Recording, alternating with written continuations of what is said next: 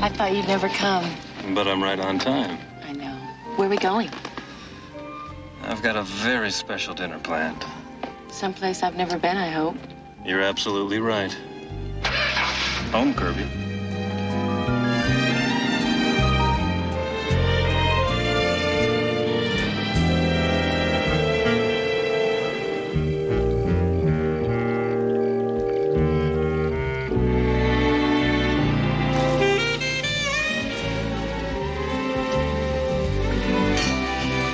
I hope you don't have to do the dishes yourself.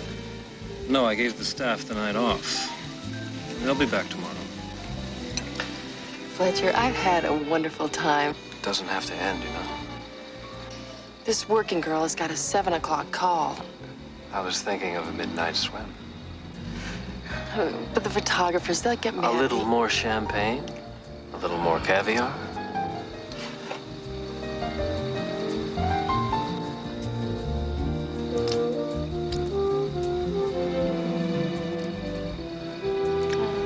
I guess his little swim won't hurt.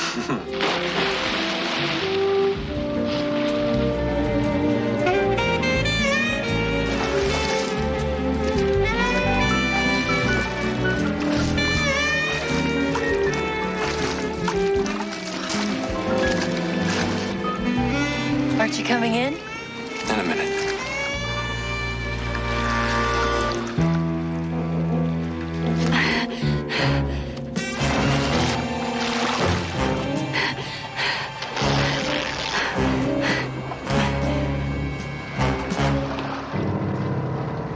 Energy, energy.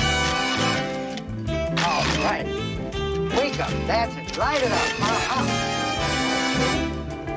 This is fashion. That's it. That's it. Did you get any sleep last night? Wouldn't you like to know? Come on, smile. That's it. All right. All right. Wake up. That's it. Light it up. That's it. Yep.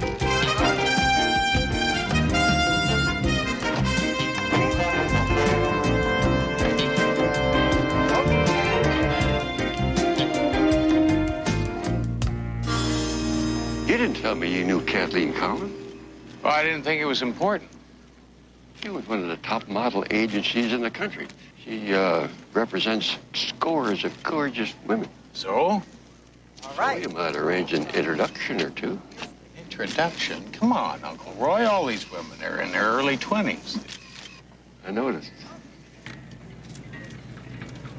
Yes, things are going well. But tomorrow, please send me 2 brunettes. Yeah, you've had it. Kathleen? With blondes. I'll talk to you later. Houston, thanks for coming. Boy. Oh, this is my uncle, Roy Houston. Heard a lot about you. And I've heard a lot about Matt Houston. A private detective, right? Right. Matt, Roy, this is Fletcher Haywood. We're shooting his spring sportswear catalog. Fletcher, if you'll excuse us. Sure.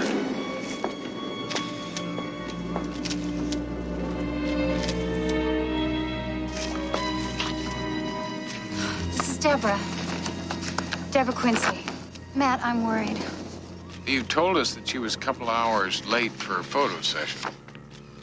Deborah Quincy's never been late for anything in her life. She's the most reliable girl in the agency. Even reliable people have car problems. Car's in the shop. When I stopped by to pick her up this morning, Deborah's roommate told me she never came home from her date last night. The police won't even start looking for her for 24 hours. You know, she is a grown woman. 1 month ago, another one of my most reliable girls didn't show up for a session. The police found her 2 days later, murdered. You think they might be related? I don't know what to think, but I do know I'm scared.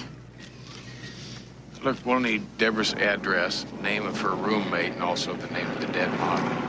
Right away.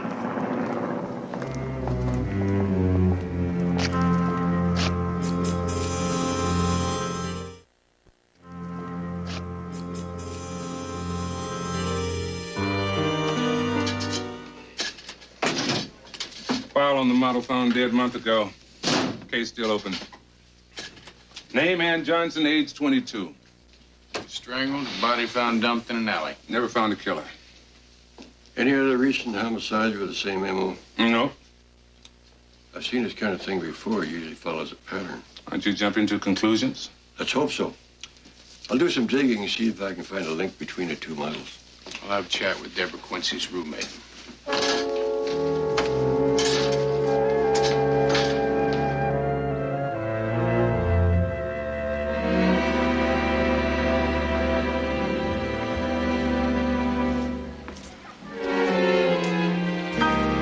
Really stinks, you know?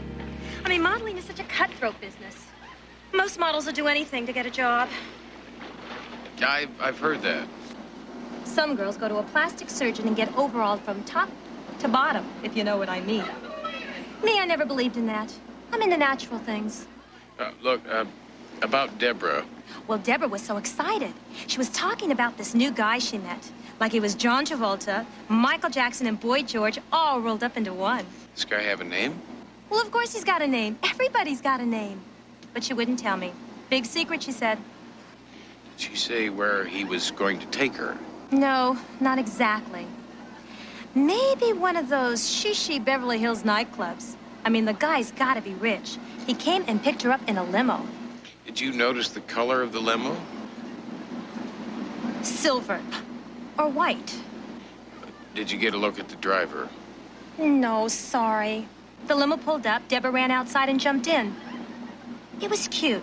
One of those big old fancy cars. But the steering wheel was on the wrong side. Left. Or right. Amy, thank you very much for all your help. Look, if you happen to hear from her, I would appreciate it if you'd give me a call, huh? By the way, I like your nose just the way it is. You do? How about my chin?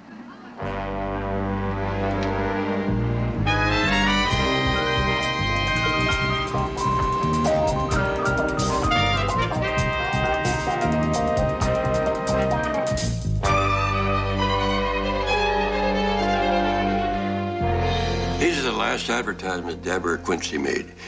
She did a lot of commercials and magazine ads. Ann Johnson, the model found strangled a month ago, also did a lot of commercials and print ads. And let me guess, not the only thing the two have in common. Yes, that will be fine. From hairdressers to clothing stores, they work for a lot of the same photographers and were hired by a lot of the same companies. So this time it's a case of too many common denominators. Houston, I have a call into the DMV to see if they can track down the name of limo companies that are licensed to use foreign or antique cars. It's worth a shot. Houston, Lieutenant Hoyt, line 3.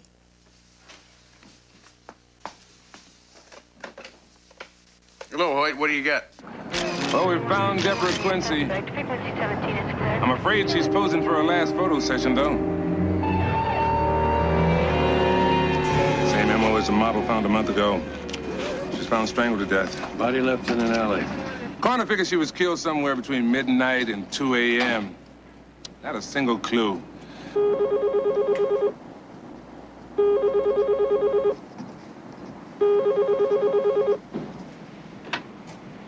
Houston. I've located a small limo company that uses right-hand drive Rolls Royces. Wessex Limos Limited. The owner's name, Kirby Andrews.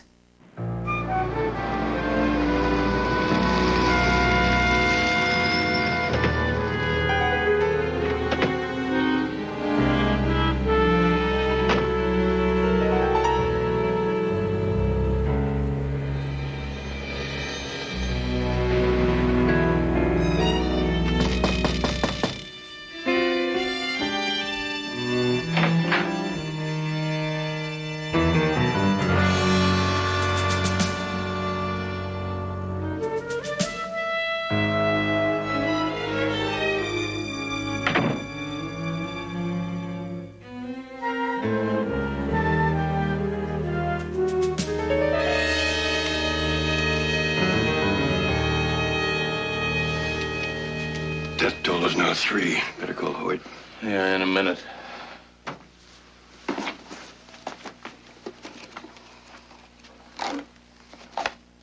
Yesterday's appointment page is torn out. There's no way of finding the name of last night's client. That's what the killer's hoping. Credit card receipts. Check for last night. Whatever you're doing, boy.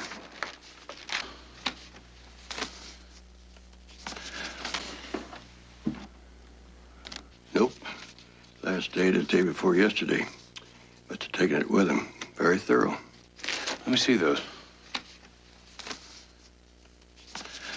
Let's see how thorough, What are you looking for? Carbons.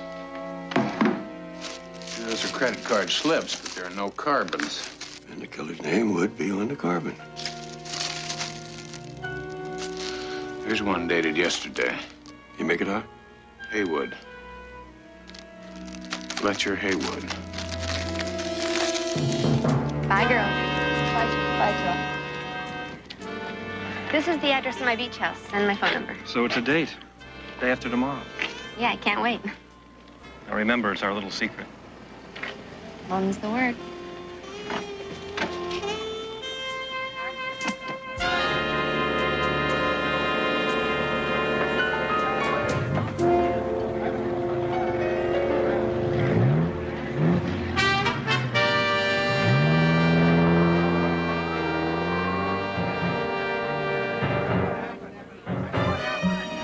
Mr. Haywood?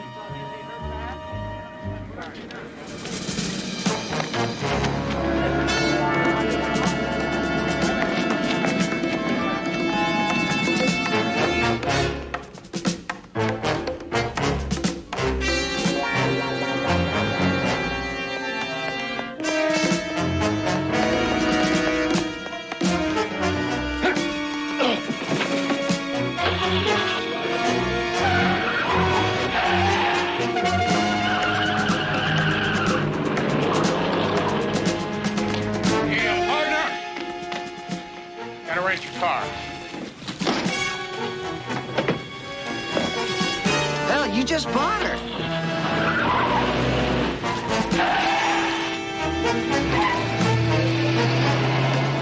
Hey, watch those brakes!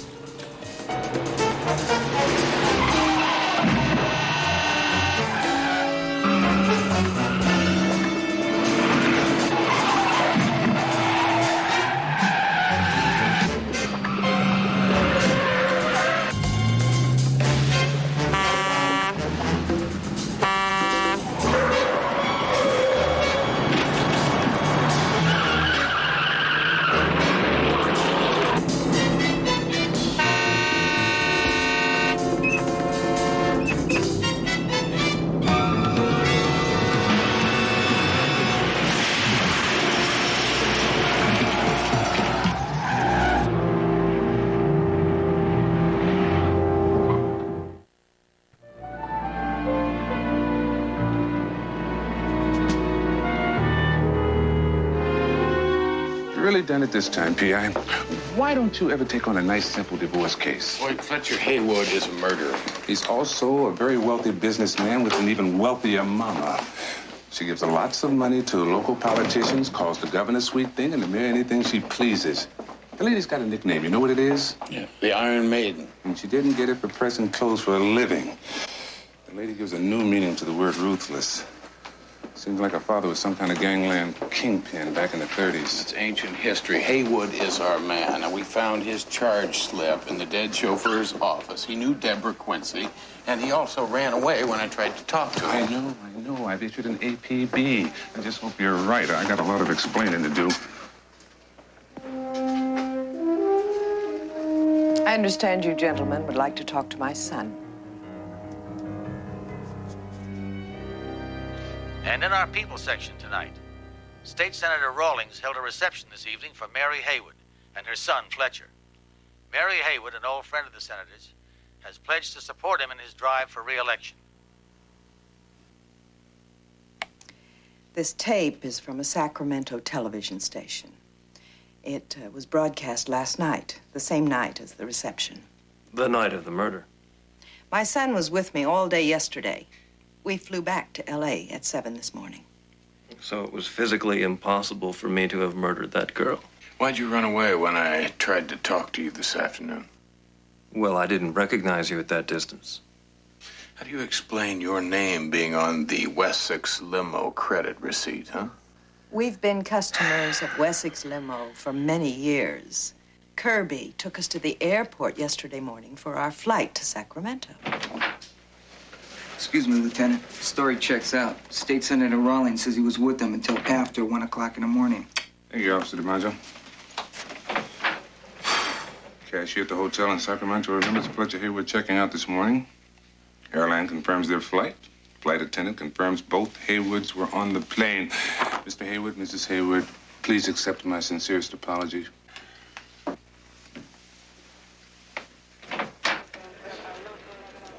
Good evening, gentlemen. Fletcher Haywood is guilty. Then explain that. I can't. Or the eyewitness testimony, the state senator, the cashier, airline flight attendant. I can't. Well, I can't. You were wrong, Houston. It happens. Even to you.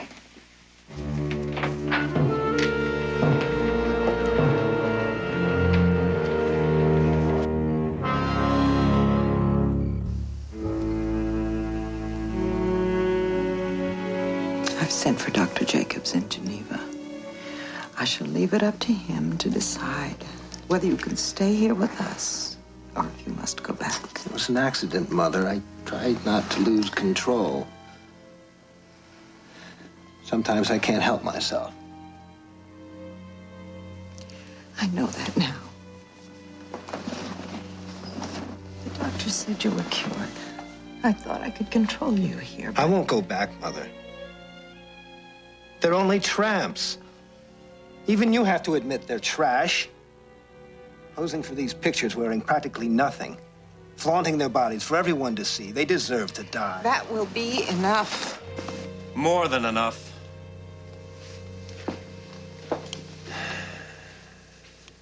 You promised us after the 3 in San Francisco that you'd cease and desist.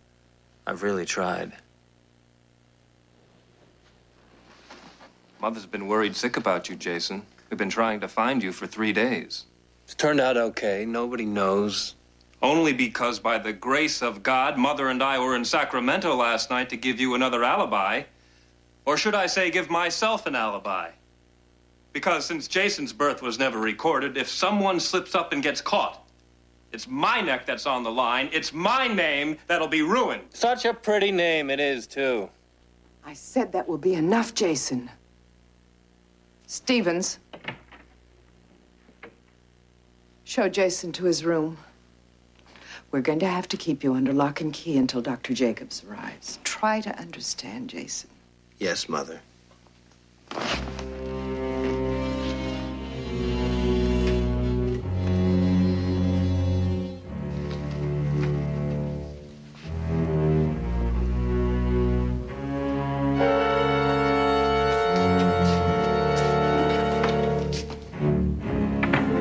Turn him over to the police before this goes any further.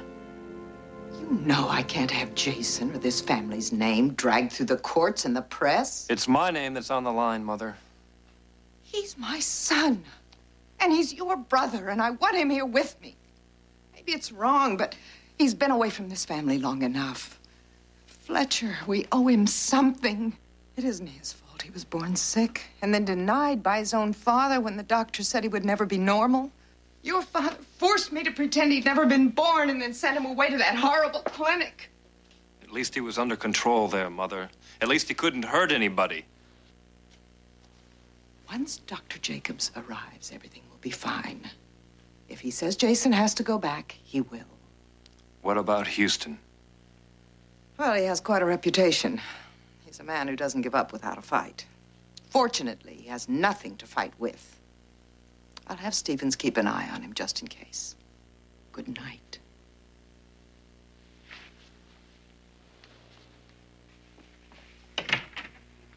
Mary Haywood came from a lot of money, but not the old established kind.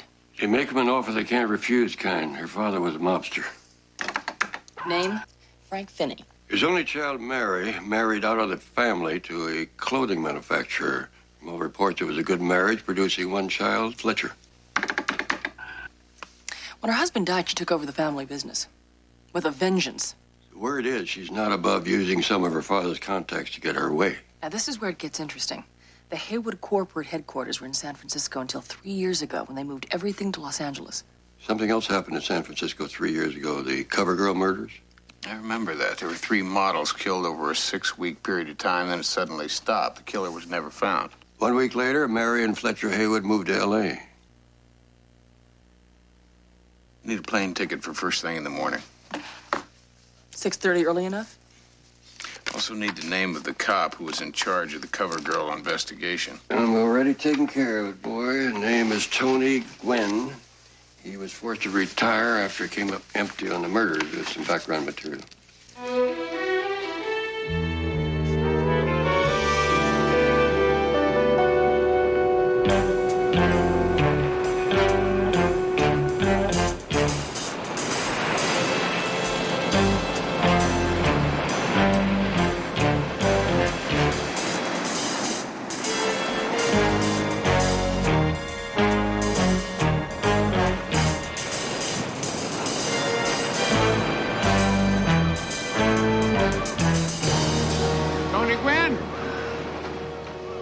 Any room to fish down the beach? My name's Matt Houston. I'm a private investigator from L.A. Any room to fish in L.A.? I need to talk to you about the CoverGirl murders. Need? 6 weeks of hell. Every model in town was petrified. Press had a field day. Of course, it doesn't take much to get that bunch riled. You never found a killer? Nope. They never let me forget it. Took another war in the Mideast to get the murders off the front page. This was in the front page of this morning's L.A. newspaper. Strangled, dumped in an alleyway. Does that sound familiar? Sounds like the CoverGirl murders moved south. I don't know how I can help. Tell me something. Does the name Fletcher Haywood mean anything to you? It means a lot to me. I'm sure he was the killer. Had myself 2 eyewitnesses, and he knew the victims. He had a perfect alibi. That's right, ironclad. There was no way he could have killed those girls. Except I was convinced that he did. Well, I believe that he killed this model in L.A. But once again, he's got the perfect alibi. History is repeating itself. And not if I have anything to say about it. Will you help me?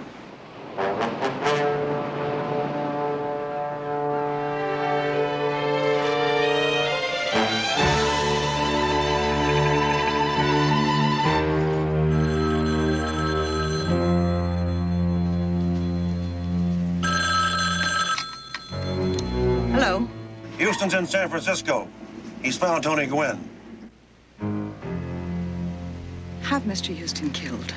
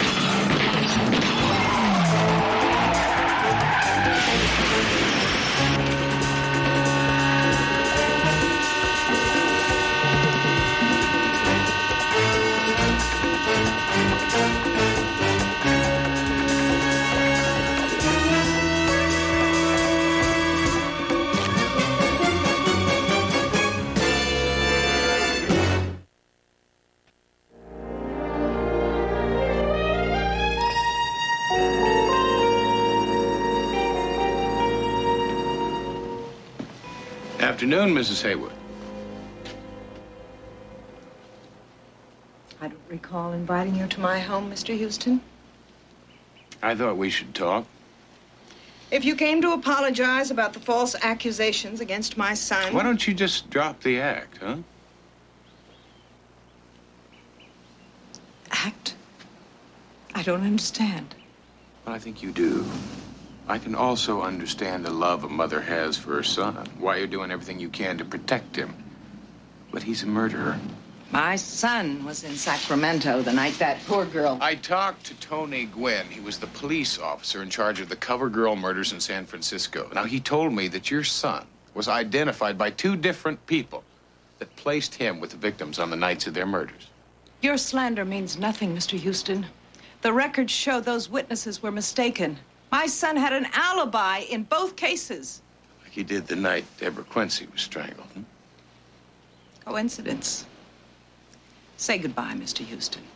I don't know how you arranged the alibis, Mrs. Haywood, but your son's a very sick man. How many women has he killed? How many more women will he kill before you realize he needs help? Please turn him in. Turn him in before more innocent people die. I think you better leave. Show our uninvited guest to his car. I'll leave when I'm ready.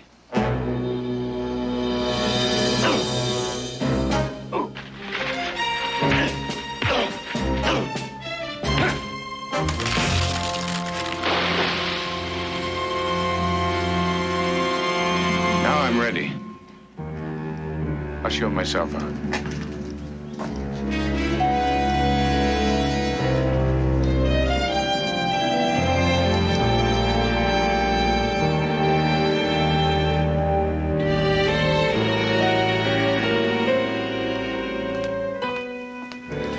Maybe this will help. What is it? It's a copy of a San Francisco police file on Fletcher Haywood, sent to me by Tony Gwynn. It says there that Haywood was booked, but then released because he could prove that he was nowhere near the murders. So all we have to do is figure out how Haywood can be in 2 places at the same time. Roy, you told me that during the war in Berlin, you used doubles and lookalikes to confuse the enemy. Worked very well. As a matter of fact, our best ploy involved identical twins. According to this, Haywood has a tendency toward violent personality shifts. Schizophrenic behavior? That's not an uncommon symptom among mass murderers. Still doesn't explain how he can be in 2 places at one time. More twins. Or look-alike? I know it's crazy, but it's the only answer we've got. Where do we start? With the mob. Now, Mary Haywood has still got connections. Fletcher is not a twin. She must be using a look-alike to protect her son. And maybe somebody in the organization has got some information. Well, there are a couple of old cronies I could call. In the mob? The company I was with had some strange affiliations.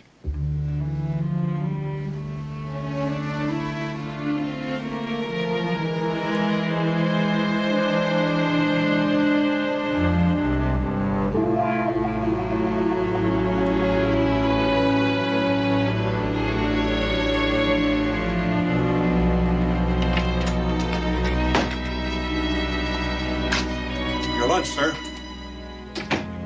Thank you, Stevens.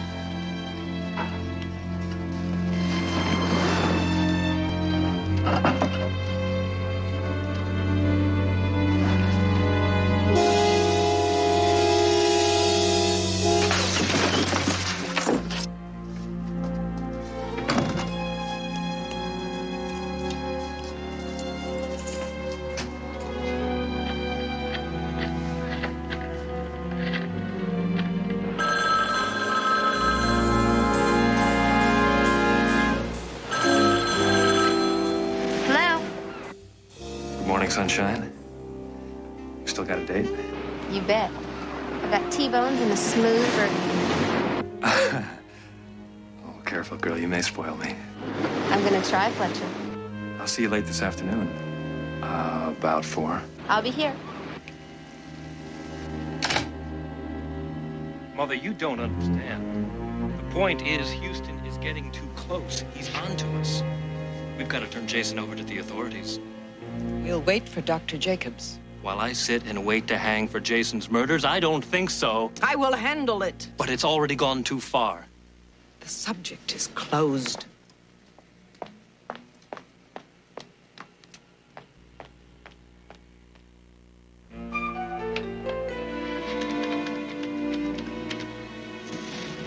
Matt Houston, please.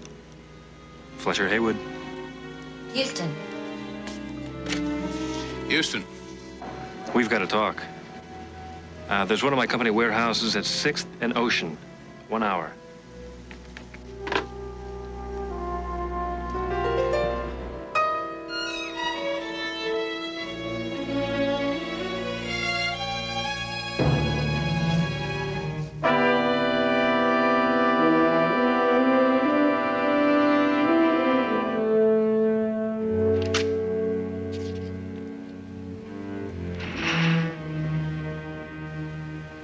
Houston.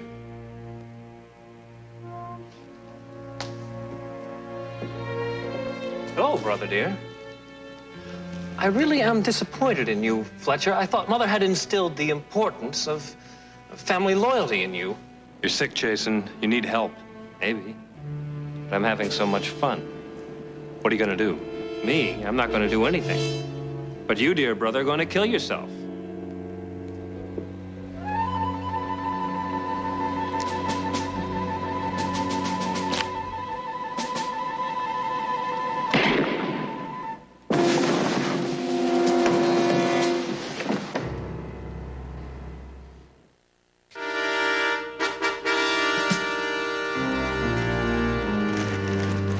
Well, it's all here.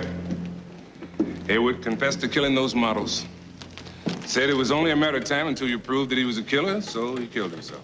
I don't get it. The man calls me on the phone, says he wants to see me, and then he commits suicide. It doesn't make sense.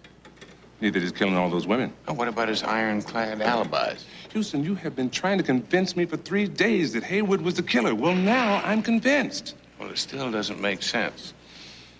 All I know is I have a body and a suicide note. As far as I'm concerned, the cover girl killer is dead. Come on. Whoop. Are you getting hungry? Not for food. Why don't we eat a little later? Then I've got a surprise for you. A surprise? Huh? What is it? Tell me. I'll tell you after we eat.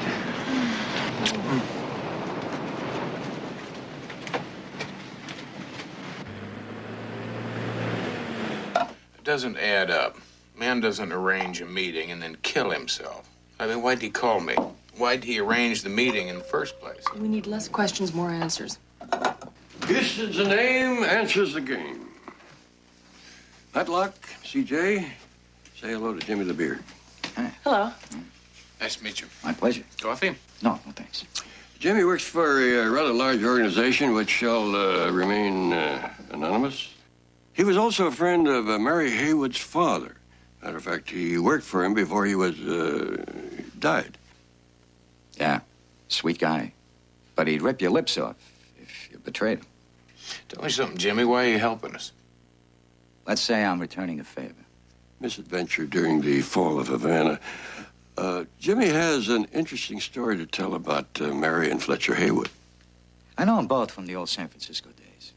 About a month ago, I went to a party at the Haywood house down here. Fletcher was there. A little rowdy, drunk. Well, we got into an argument. One thing led to another. Fletcher tried to redesign Jimmy's nose with a chair. Yeah, and I guess I worked him over pretty good. Black eye, cut lip, all that.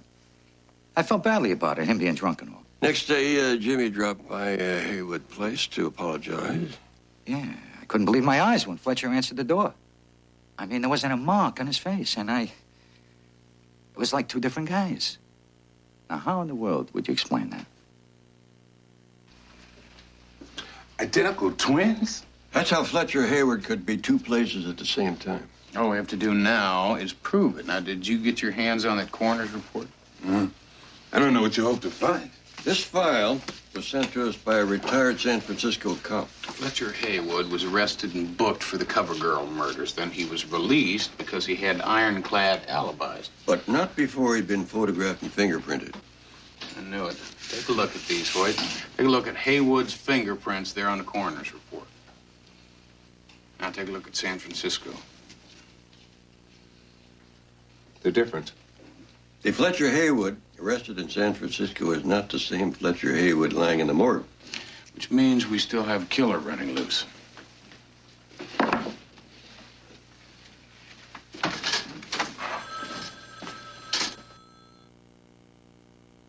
This is an outrage. Men searching every room of my house. I'm not a criminal. We do have a search warrant, Mrs. Hayward. The governor will hear about this. You can be sure of that. There will be disciplinary action. You can be sure. Better look at this. Excuse me, Mrs. Hayward.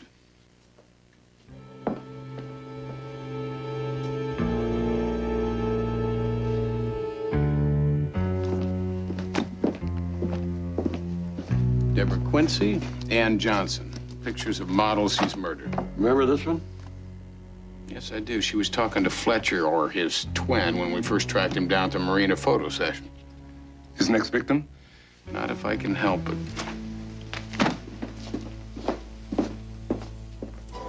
Yes, I have it right here. Julie's address is 85 Beach Drive, phone 555-3027. Thank you, Kathleen. Those look good. Hope you're hungry.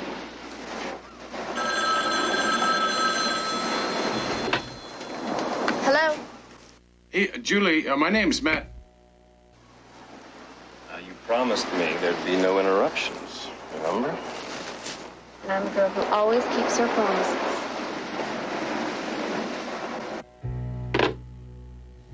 Going to the beach house. I'll radio in and be right behind you. Oh, I'm so full.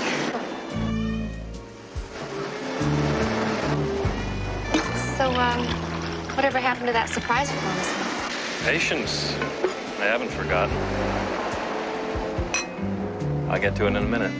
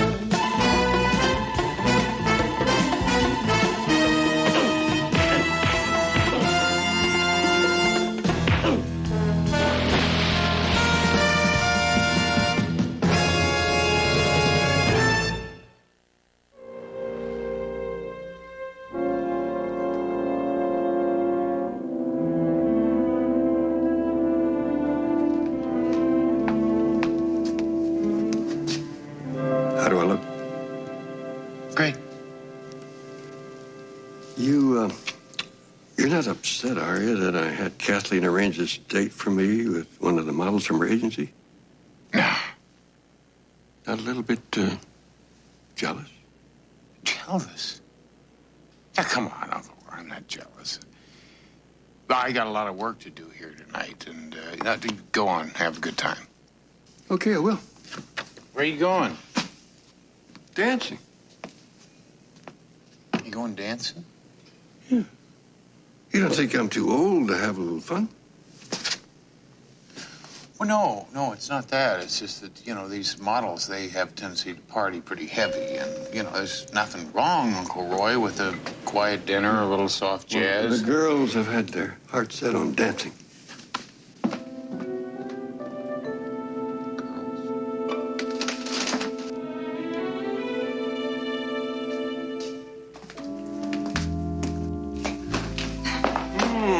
Bonsoir, mademoiselle. Hello, Roy. Enchanté. Well, shall we? Uncle Roy. Oh, Matlock, I want you to meet Beverly Roberts Hello, Matlock. and her daughter Monica. Well, it's a shame that you've got your heart set on working tonight, but... Yeah, Uncle Roy, it's work. I could probably, put it off. No. I wouldn't think of being the party to keep you from business. So, don't wait up for us.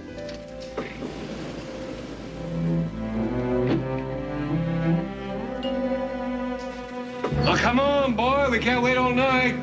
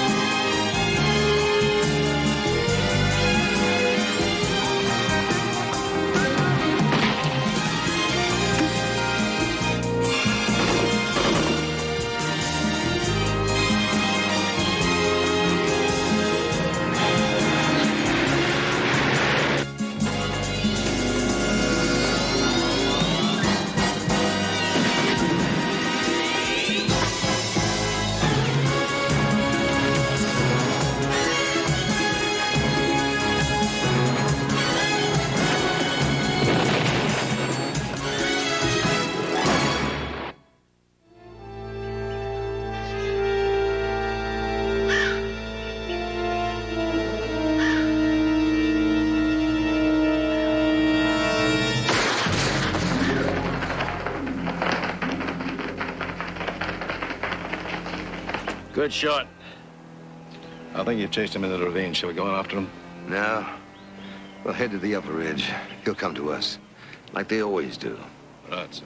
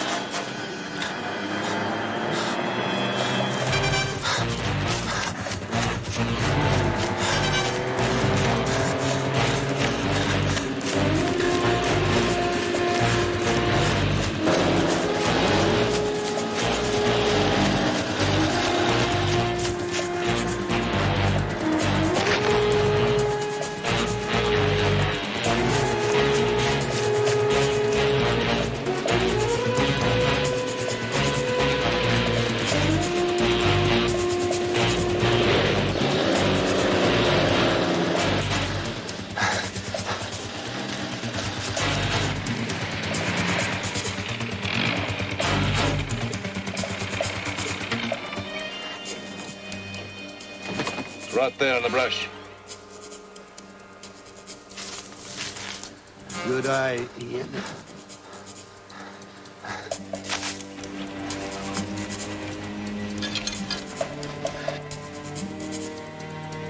I hope Mr. Adams is smarter than that.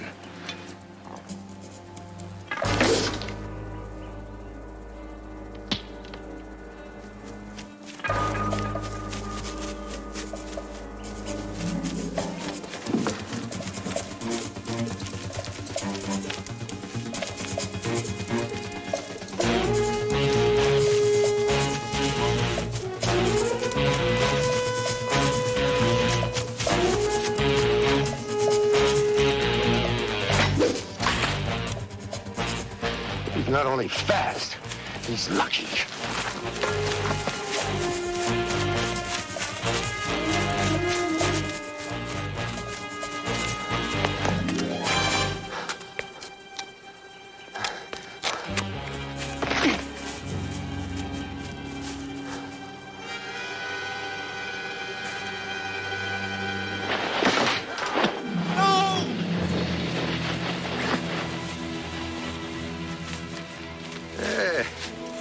You are really very good.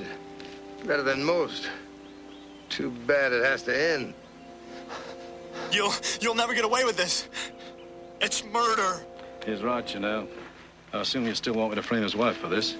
Everyone knows that they've been quarreling lately. Please. Domestic problems are the chief cause for homicide in the United States. Yeah, it's just shocking, isn't it? Shocking and tragic. Please, no!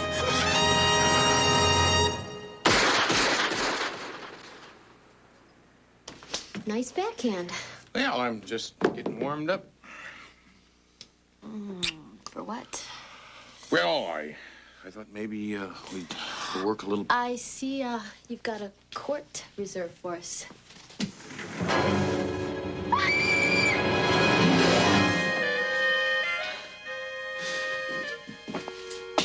Hi, big guy.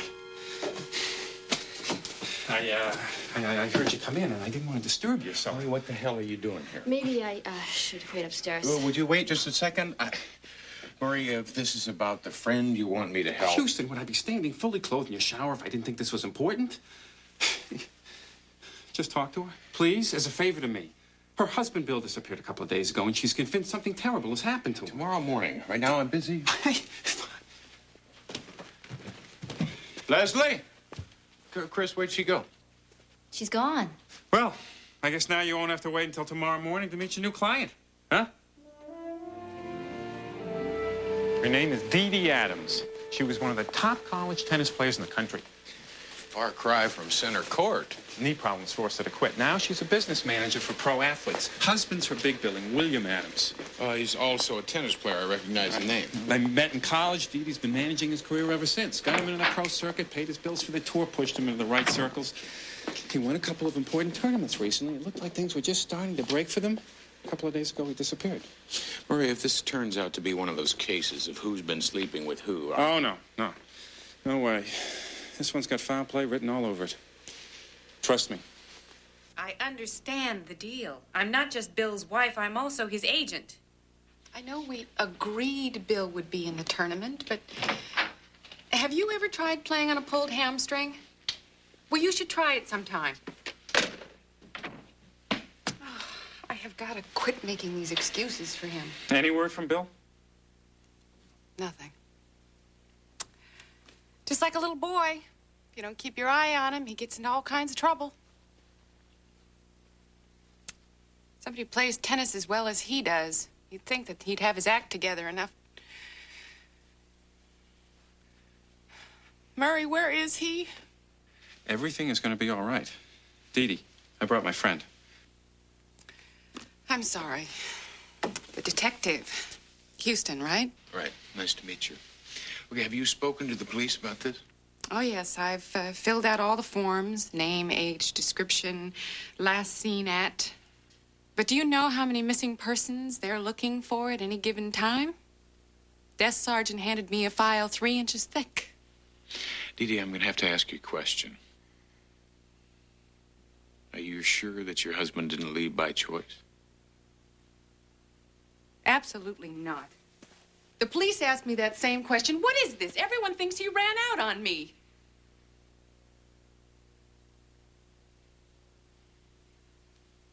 And Bill is not like that. I admit, things have been rough for a while. My business is not booming. But things were really finally starting to go our way. Bill just won the McCormick Invitational 2 weekends ago. I was really starting to get some interest in him. Will you help me? Well, I can't promise anything. I know. All right. We're going to need to keep this photograph. Yeah, I'll do some checking around tomorrow. And Houston is going to need a list of anyone Murray. Huh? Oh, gotcha.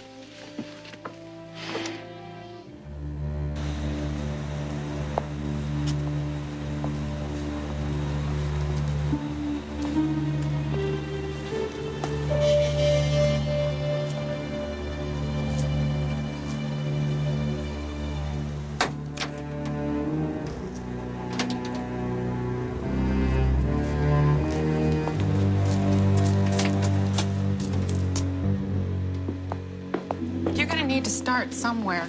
I would suggest Bill's club, the Cliffwood Country Club. He works out there almost every day, or at least he used to. We don't know for sure that anything's happened to him. This is going to sound corny, but whatever business difficulties Bill and I may be having, we have never, ever let that interfere with the fact that we love each other very much, and he would not leave without saying anything to me.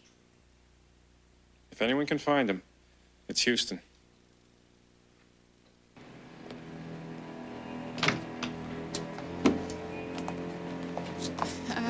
We haven't talked about how much this will cost.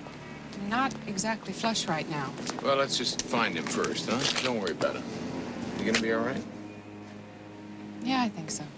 Thank you. Murray, thank you. Hey, that man! That's my car!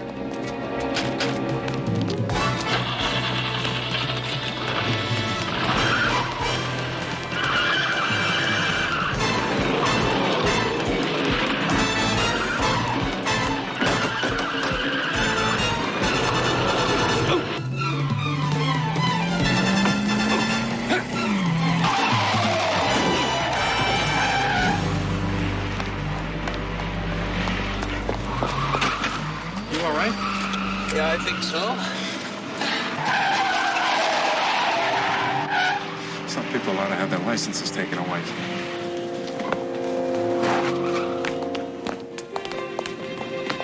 Edie, what's the matter?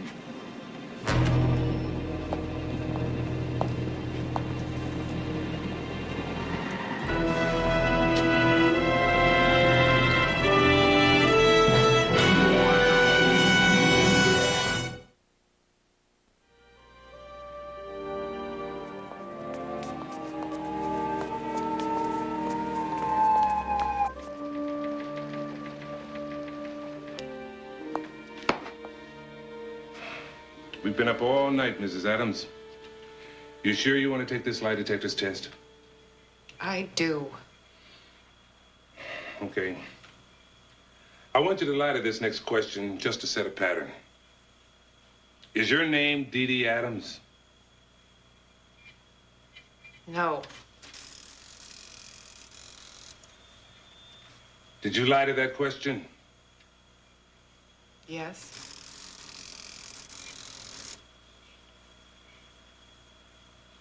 Did you kill your husband?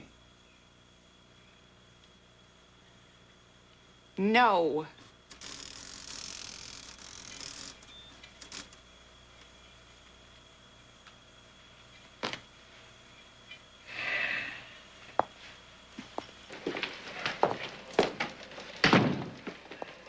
Hoyt!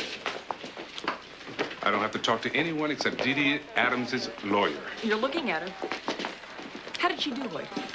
You know as well as I do that lie detectors are inadmissible in a court of law. How did she do? She passed. And you're still holding her? Of course we're holding her. We caught her red-handed with the body. No, you caught her red-handed. I saw a guy standing at the trunk of her car, Hoyt. Did you see him put something in? No. He was stealing something, got caught in the act, and started to run. He tried to kill me. Since when does a two-bit crook have a conscience? He probably saw the body and he just wanted to get the hell out of there. Okay, why would Dee Dee Adams want to murder her husband? Murder for money. Rumor has it that Bill Adams was set to sign a fat contract, commercial sponsor. Now, the Adams have a premarital agreement cutting Dee Dee off from anything that Bill earns in the event of a divorce. That's no motive for murder. They also have a $1 million life insurance policy on Bill, naming Dee Dee as sole beneficiary. Get the picture? Yeah, all except the part where she's carrying her dead husband's body around in her trunk. She probably never had time to ditch it. Now, let's face it, Houston. I have the motive. I found the murder weapon in the trunk of her car, and I have got a body. I don't believe it for a minute.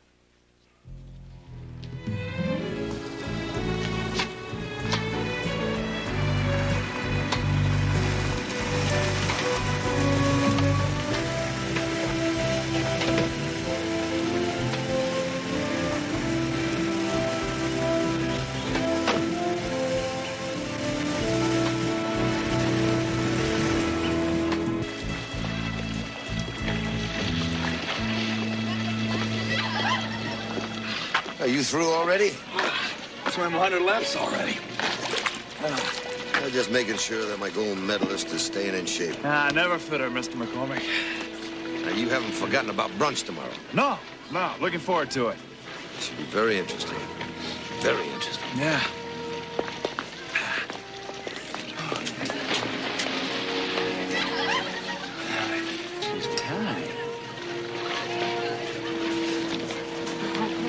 Nick Gifford?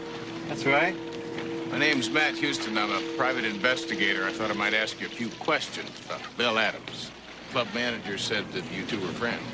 Yeah. Girls, you excuse me 1 second. I'll be right with you. Yeah,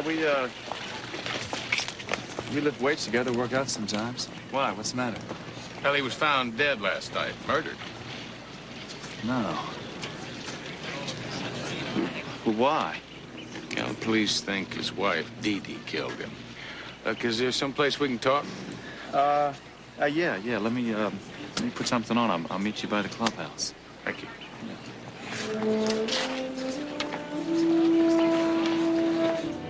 Guess I'm not surprised they suspect Dee Dee.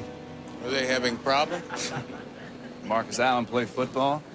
Marital problems? Marital problems caused by business problems. Bill thought Dee Dee was holding him back. He told you that. He didn't have to. One day he came out here all jazzed up about this mega-dollar sponsorship deal he was getting ready to sign. A couple days later, I asked him about it. He just shrugged the whole thing off. He said Dee Dee was dubious. I could tell he was burned up about it. He really wanted that contract. Whatever happened to the good old win-one for the Gipper, huh? Hey, man, our careers are short. Oh, before we hit 30. You gotta cash in when you can, any way you can. Trying to do the same thing. That's your gold mine? Alistair McCormick. He's a sporting goods manufacturer. Now that I've won a couple of gold medals, it's just a matter of putting ink to one of his contracts and letting the money flow in. Is McCormick, isn't he the one who sponsored the last tennis tournament that Bill Adams won? That's right. He sponsors a lot of things. So it seems. Yeah. Wouldn't happen to know if he was the one that was trying to sign Bill. Bill wouldn't talk about it. He's afraid to jinx the deal. Afraid of bringing bad luck.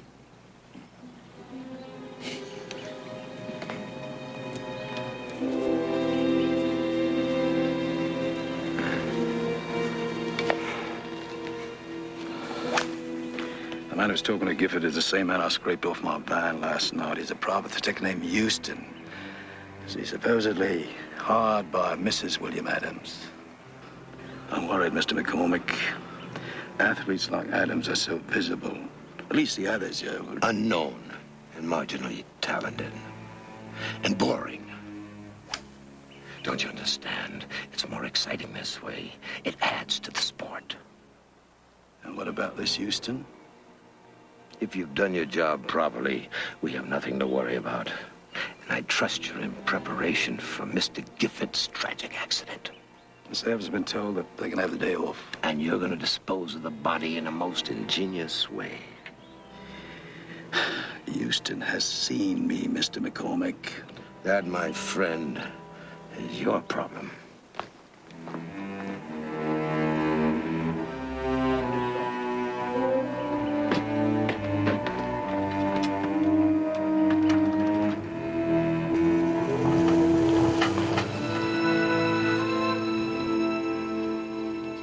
The whole thing is so stupid, really.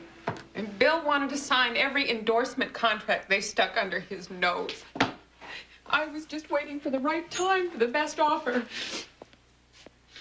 Alistair McCormick owned one of the companies, tried to sign Bill, right? Yes. That is the crux of the entire argument. McCormick made Bill some token offer that was nowhere near the ones I'd already turned down.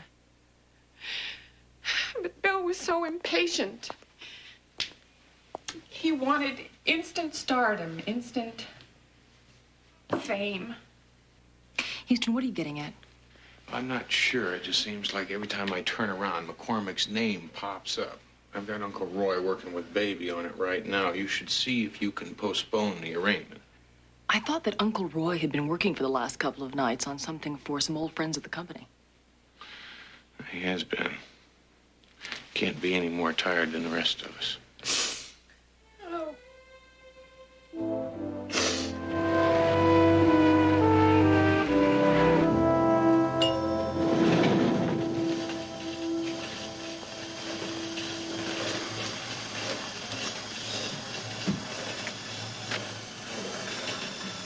Good timing.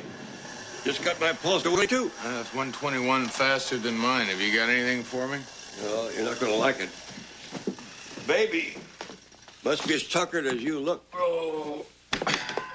Belched up only the essentials on McCormick. Strictly PR stuff. Alistair McCormick, son of a wealthy banking family, disinherited at the age of 17, made his own fortune by the age of 25, then he dropped out of sight. Resurfaced 3 years later, picked up where he left off. Now he owns the largest sporting goods empire in the world. All of which tells us zip. Fortunately, I was with Roy when your call came in. I decided to put the old reliable human mind to work, and I accounted for those 3 mysterious years. His first stop, Africa. For a while, he was the toast of the safari circuit, and then he disappeared without explanation again, and turned into a soldier of fortune for several questionable and revolutionary causes. Searching for the ultimate thrill, always coming up short. Well, maybe not anymore. Who's this other fellow in the picture with him? A guy named Ian Woodruff. He and McCormick met in Zimbabwe. Woodruff's worked for him ever since. Why? Because he's the same man that I saw breaking into Dee Dee Adams' trunk. You better get a hold of Hoyt and let him in on this. Might be enough to get Dee Dee off. In the morning, I think I'll take a little drive out to the McCormick place. See what kind of game he's hunting these days.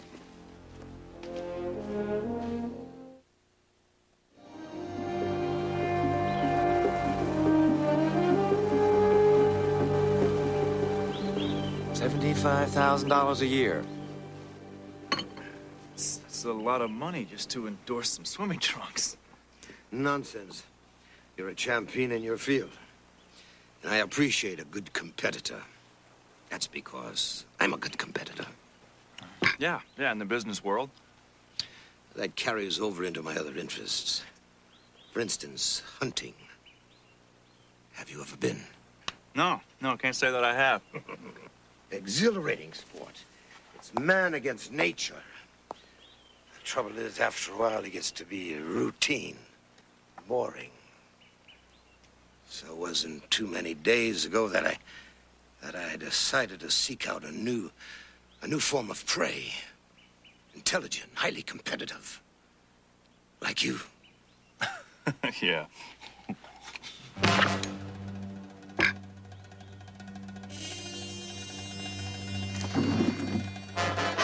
You're insane, man. You can't get away with this. Oh, yes, I can, Mr. Gifford. You see, unfortunately for you, your house is being burglarized at this very moment. And you'll be walking in on this trigger-happy felon. A tragic end to a very bright career. You wouldn't, man. Let's talk about this, all right? The hunt begins in 5 minutes, Mr. Gifford. I'd get moving if I were you.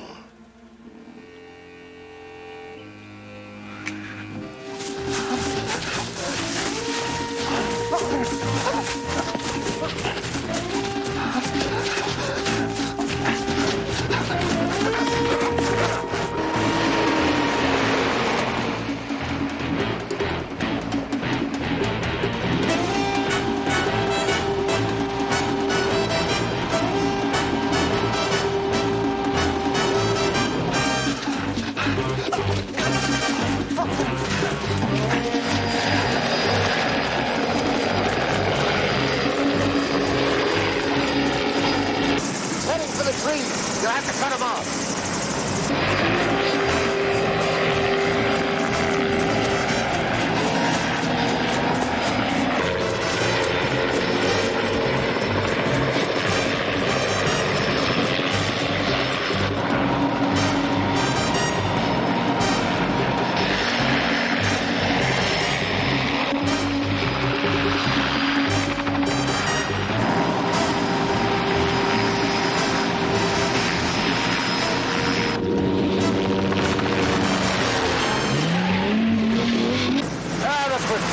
Private eye.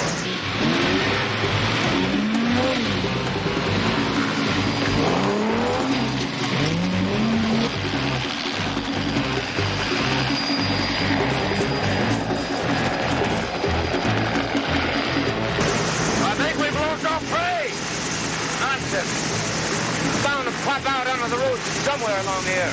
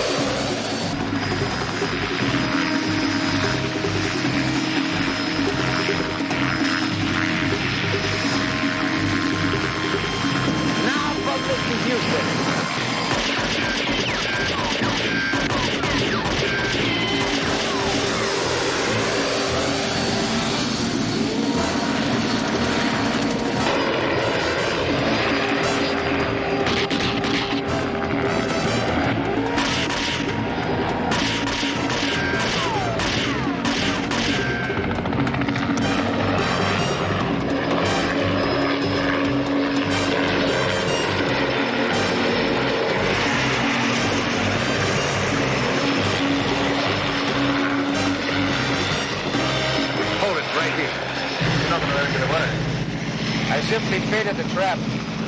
You know that Mr. Houston, he'll be a very challenging quarry. But he saw what happened, he'll call the police. He saw what happened, but not who. There's no way he can see in our faces. The police can do nothing.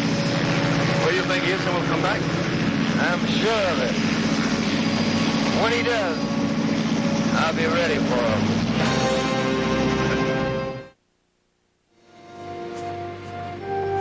I saw Mick Gifford shot down in cold blood. And I saw Gifford's body in his own apartment. The place had been cleaned out. TV, stereo, everything. Homicide said he must have surprised the thief on his way out, and the thief gave him a bullet in the back as a going-away present. Look, can't you see that he's doing the same thing again? He's just covering his tracks. Off the record, Houston, I believe you. But you got to give me proof. You admit you never seen him. It happened on the man's property. I mean, who else could it be? Wait, just before McCormick quit the safari circuit, there were allegations made that he was no longer hunting conventional game. Allegations means never proven. As you said, the man covers his tracks. Look, 3 natives never came back from one of his hunts. On another hunt, a fellow hunter disappeared. Now, that is fact and not allegation. We're not asking for nuclear warheads, Hoyt. Just a little you scratch my back, I scratch yours. When the time comes, you'll get all the proof you need. Is it a deal? Half a deal. My back ain't itching yet. It will be.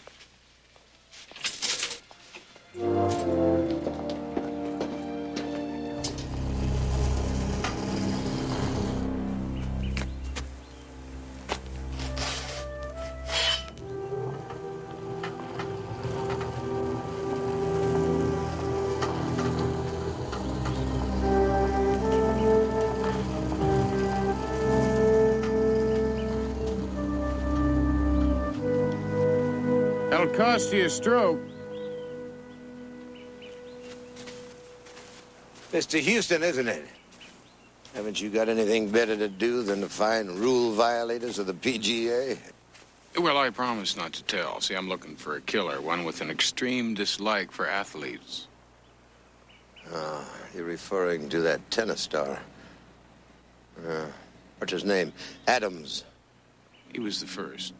Mick Gifford was the second. You remember him. He was going to endorse some of your products. Heard about him on the radio. Tragic. We live in violent times. Murderous. Hurling accusations, Mr. Houston? Is that why the tennis star's wife hired you? To put the blame on someone else other than her? The police have released her. She hired me to find the killer. I believe I have. Yeah, good for you.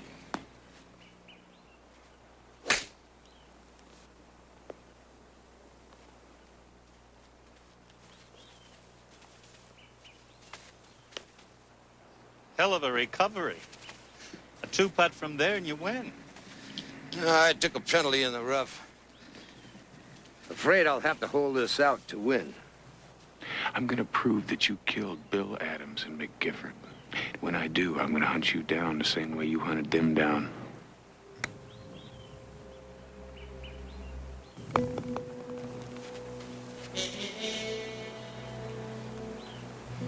As misguided as you are, I like your style, Mr. Houston.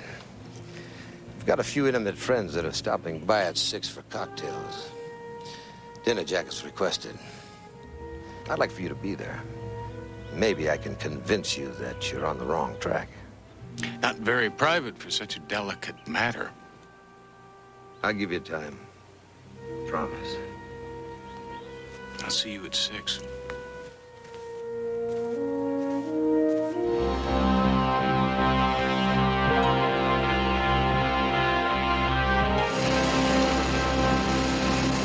The rain in Spain falls mainly on the plain. How do you guys read me now?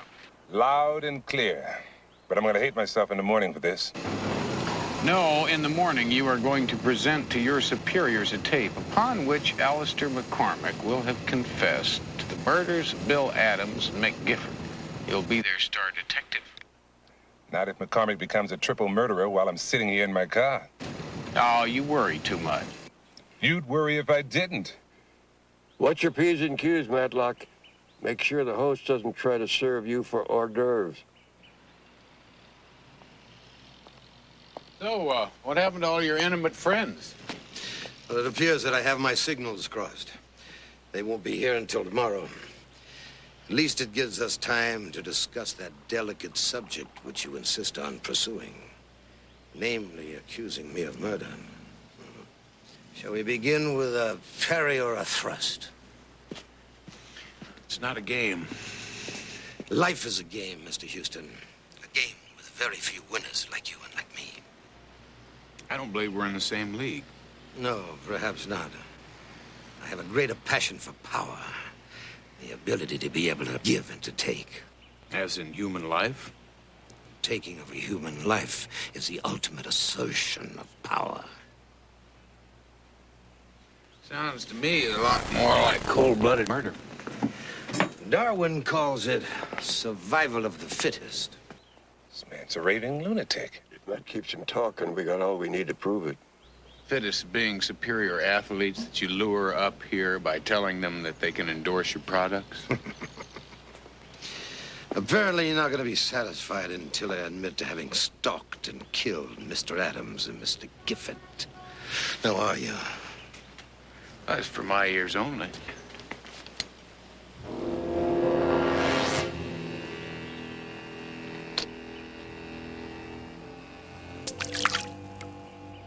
It is now. It's dead.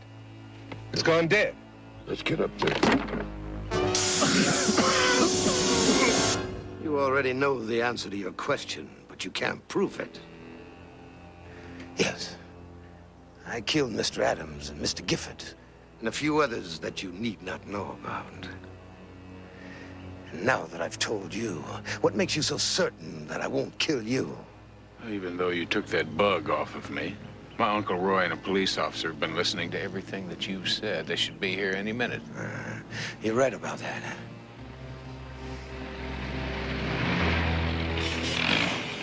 As you can see, I've already dealt with that.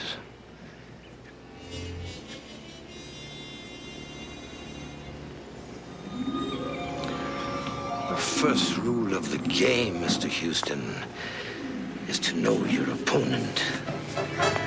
The second rule, never to eat what your host doesn't. It's a specialty of the house. Guaranteed to give you a full night's sleep, which you'll need. The first thing in the morning, you and I are going to get to play my favorite game. Pleasant dreams, Mr. Houston.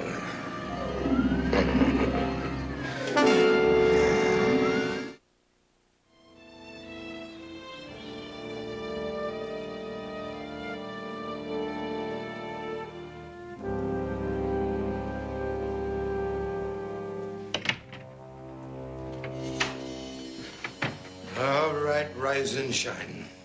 I suggest you put these clothes on. I imagine the ones you're wearing are going to be a little encumbering. What did you do with Hoyt and my uncle? Oh, he is taking good care of them. Why don't you just let them go and you can do what you want to with me? I can do what I want with you right now. 10 minutes. Is that enough of a head start? What's that supposed to mean? Well, you came here looking for a killer. I found one. Unless you escape from here, you'll never get a chance to prove it to anyone.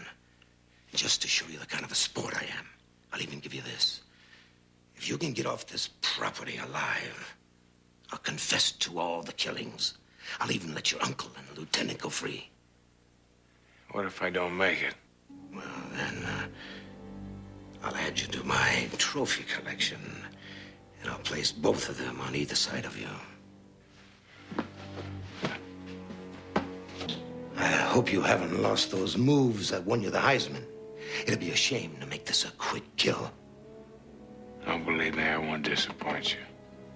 Oh, good. Good boy.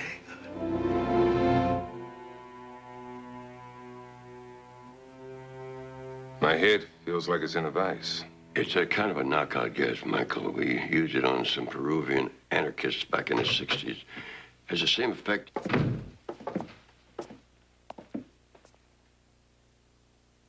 Good, you're awake. You should have killed us while you had the chance. Well, you're not in a very menacing position, are you? What are you planning on doing with us now? Depends on how your nephew fares with Mr. McCormick.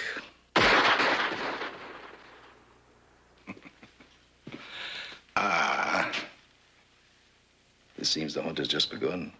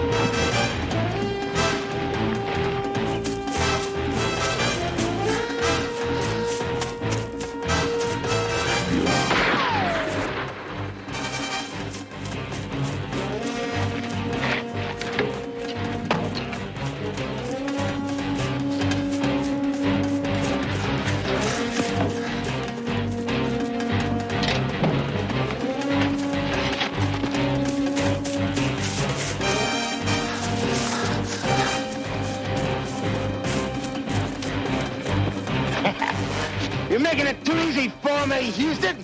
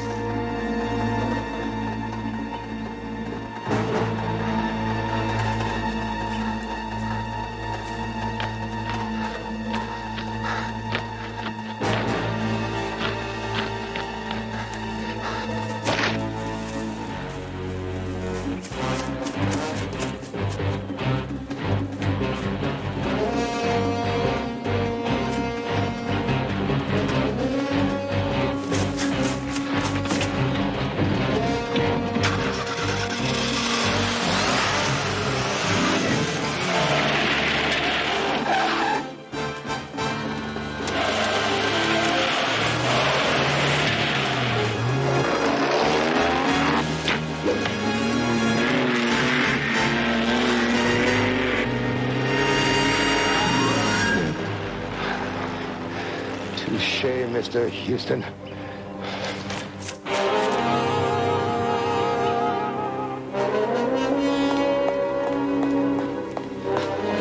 Houston, get away. We have to leave. What about the others in the cellar? I'm afraid there's no sporting chance for them. You better pack.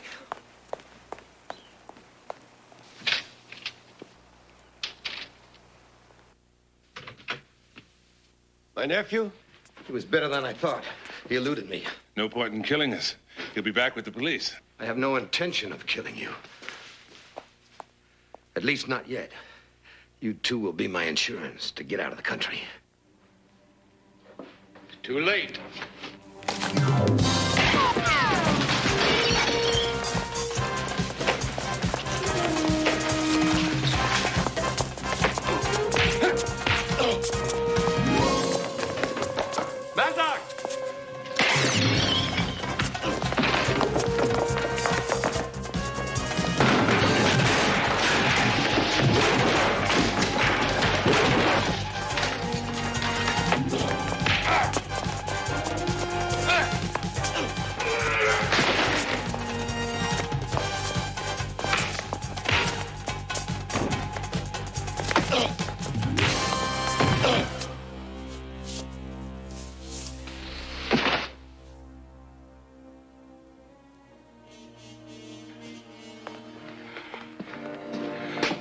All right.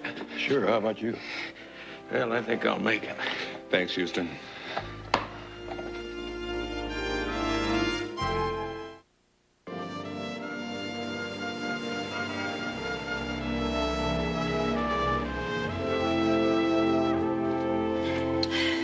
Are you sure it's gonna be okay?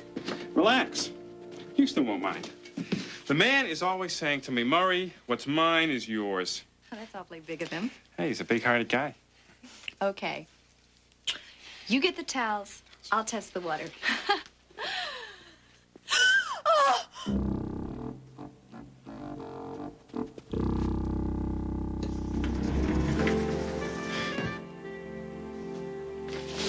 You know, Murray, I thought we had an arrangement. I mean, I was supposed to help you with your friend, and you were supposed to help me with all the IRS paperwork.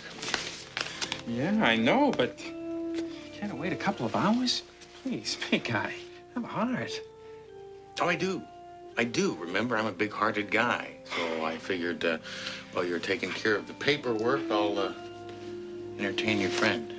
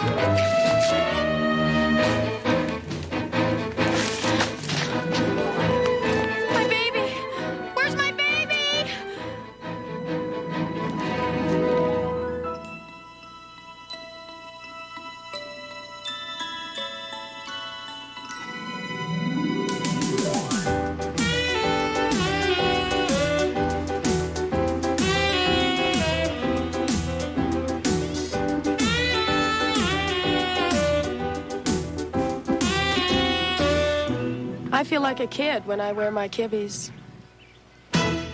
Terrific. Cut. Print. That's great, Cassie. Great. Now, listen, I want to do it just one more time, all right? Now, this time, when you say the line about the jeans, just lower your eyes a little, cock your head a little bit to the right, just like that. That's great. All right? Okay. Okay. Once more. Okay, you ready, Cassie? Okay. Roll camera. Action.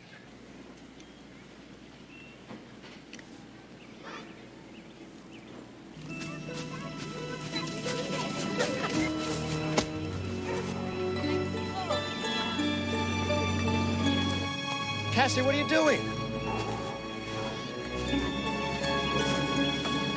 Johnny? Johnny! Cassie? Hey, Cassie!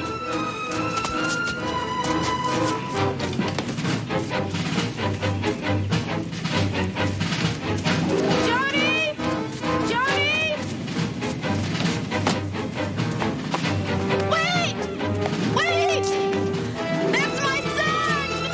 Wait a minute! Wait! Wait! That's my son! Oh my God. Wait, wait, please, no! No, lady, open the door! Wait, wait, wait! No, please! That's my son!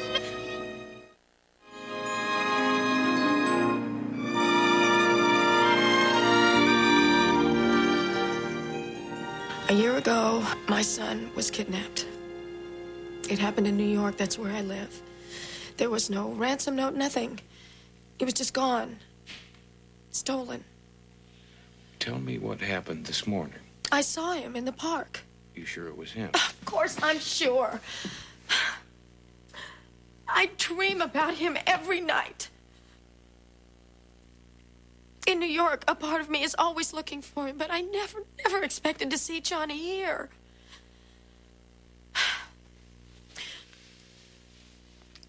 I flew in last night. I had to be on location this morning at 6 o'clock. We were filming a commercial in the park. And I looked up and I saw him. I started to run, but the woman, she put him in the car and drove away. What kind of car? I don't remember.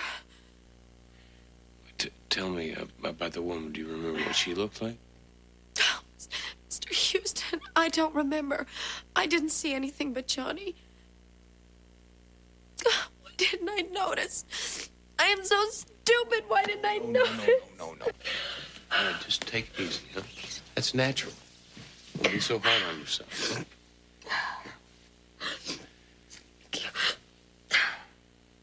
I'm sorry. I don't cry like this all the time. This last year has been a nightmare. Johnny is the only family I have in the whole world. Is there a father? No. Yes. Of course, there's a father. But he never really cared. I got married when I was very young. And it was a big mistake. But Johnny wasn't. Please, Mr. Houston, help me. You know, it's possible that wasn't Johnny that you saw in the park this morning. It could have been a little boy that looked an awful lot like him. I know. But one way or another, I have to find out. Look, I'll tell you what. Why don't you wash your face, pull yourself together, and we'll take a ride to the park, huh? Where was it that you saw Johnny first? Right in there. Excuse me. Were you in the park this morning? Please, it's very important. Were you here this morning?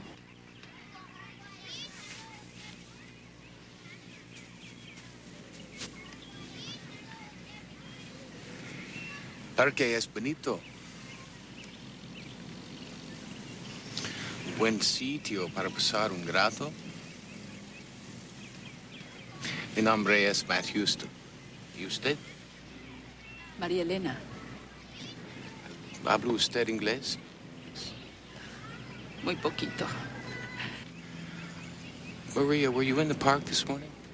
Sí. Do you remember seeing this lady in the park this morning? Oh, sí. Claro que la vi. Estaba corriendo detrás de la señora Amsterdam, que vino al parque con su hijito de 2 años. Ella lo quiere mucho a él. Todas las madres quieren a sus hijitos mucho, como yo quiero a los míos. Tengo 8 hijos y 19 nietos. What'd she say? A very interesting thing. She's got 8 children, 19 grandchildren, and a touch of the gout. The woman you were chasing in the park this morning's name's Amsterdam. Mrs. Robert Amsterdam. Seems to think that she's a very caring mother to her son, Mark.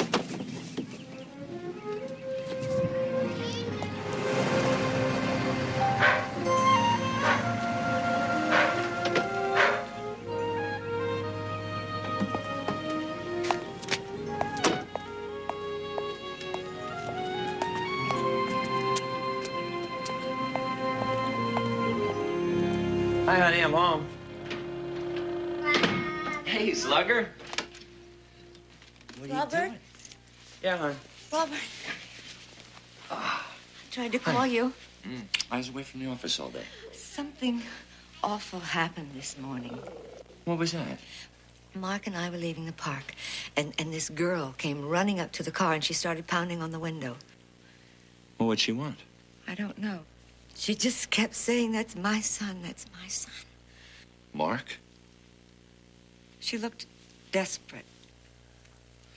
I just drove away. Well, I'm sure there's just some kind of mistake. Oh, my God. That's her. She's coming here. Oh, okay, look, I'll tell you what you do. You take Mark upstairs Yes. and stay there. Okay. Now, whoever she is, I'll handle it. Go ahead, honey. I'm so nervous. Don't worry about it. Just relax. Let me handle it.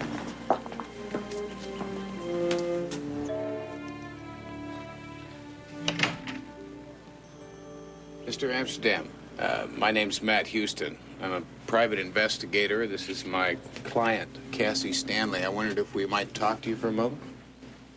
What about? Well, it might be nothing, but we're trying to identify somebody that my client saw in the park this morning. Thought maybe you could help us. Believe me, it'll only take a minute. All right, please, come on in. Thank you. Just go right inside. Can I fix you a drink? I just got home from the office. I could use one myself. No, thanks. I'm fine. This is Johnny. Oh, no, that's my son, Mark. Cassie, let me handle this. This is Johnny. I know it. Where is he? My son is with my wife. Look, I don't understand what's going on here. This boy is not your son. Well, that's quite an accusation, young lady. I hope you have something to back it up. It's what she thinks she saw, Mr. Amsterdam. Now, this morning in the park, Cassie saw your wife and your son. The boy looks an awful lot like her own son that was kidnapped a year ago. Kidnapped? Mr. Houston, I have a birth certificate. I've got photos from the hospital. I mean, not that I have to prove anything. Miss Stanley, I'm truly sorry, but this is obviously a case of painful coincidence. Can I just see him for a minute, please? No, I don't think. Enough is enough. Mr. Houston, would you take Miss Stanley? Not until you let me see him. I'm gonna have to call the police. Cassie, thank you very much.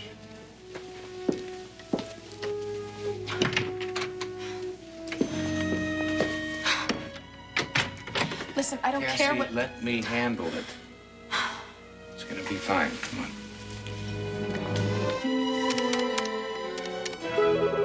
Bradley Denholm, attorney at law. Bradley Denholm, please. I'm sorry, sir. He's in conference. She's so beautiful, Mr. Denham. She's perfect. Well, that's Jennifer. I think I've given you most of the information. Terribly sad, of course. Parents killed in a car crash. Grandmother in ill health. And incidentally, she's as anxious to conclude these arrangements as you are. I told you, no calls, Tina. If you want to sign this agreement, then we can get started. Paperwork on the adoption should be finished tomorrow, in which case you can be on the plane home the next day with your new daughter. Mr. Denholm? Not now, Tina. A sign on the bottom there by the X.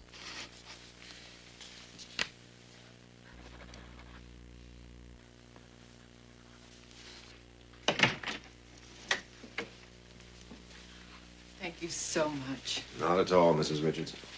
I consider it an honor to play some small part in creating new lives for these poor, unfortunate children. Thank you. Bye-bye. You're a real humanitarian, Bradley. I'm glad you can appreciate that fact, Jake. Go on in. I'll be with the two of you in just a minute.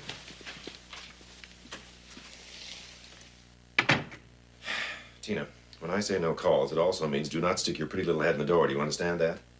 I'm sorry, but Robert Amsterdam's on the phone. He seems awfully upset. He said it was urgent. He's been waiting all this time. I'll take it in my office. Camera work's getting pretty good, huh? Good enough to make the sale.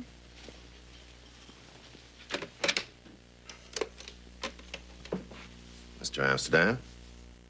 Denholm? Listen, I just had a girl and a private investigator named Matt Houston barge into my house. She claims to be the mother of my child. Now, I want to know what the hell's going on here. Mr. Amsterdam, that's impossible. As I told you when you adopted Mark, his mother was killed in a car crash. Then who is this woman and why does she claim to be the mother of my child? I mean, I'm upset. My wife is upset. Understandably, but it's obviously a mistake. When she finds that out, I don't think she'll bother you again. Well, if she does, believe me, you're going to hear from me. You got a problem? No, Jake. You've got a problem.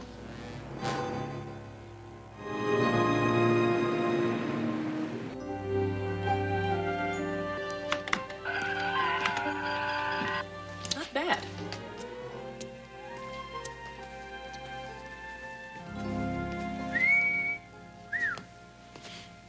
What is a four-letter word for sartorial splendor? Envy. What's the matter, Uncle Roy? Can't stand the competition? On the contrary, I'm happy to see that I'm finally having some influence on you. Well, you won't mind if I borrow this then, huh? Well, what's the occasion? Well, I'm gonna take Cassie out for a nice, quiet dinner. Did you come up with anything? Yes. The Amsterdams were easy. They're society page regulars. He's a stockbroker. She's been involved with charities, mostly for children. They're respectable, well-liked people. But on the other hand, Cassie may be given to imagining things. Are you trying to tell me that she imagined this whole thing? That she imagined having the baby? No, she had the baby all right. New York Doctors Hospital, August 28, 1982, and he was kidnapped July 2nd, 1983. Houston, since then, she's been to the police and claims that she has seen her son on 17 different occasions. At first, the police ran down every lead, and then after a while, they just stopped listening. I don't see how you can help her, Matlock. I can take her to dinner. I can listen.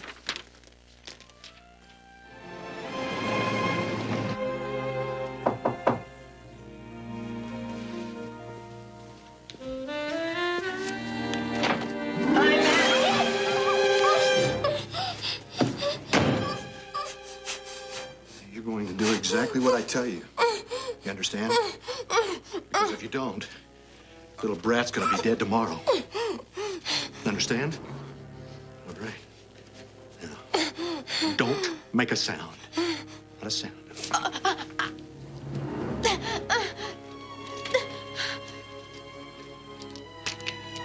want you to put these in your mouth. Shut up! Now swallow. Swallow. Swallow.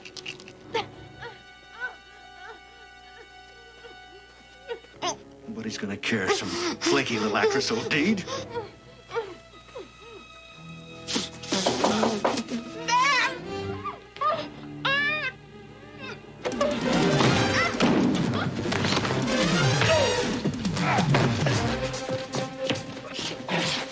right?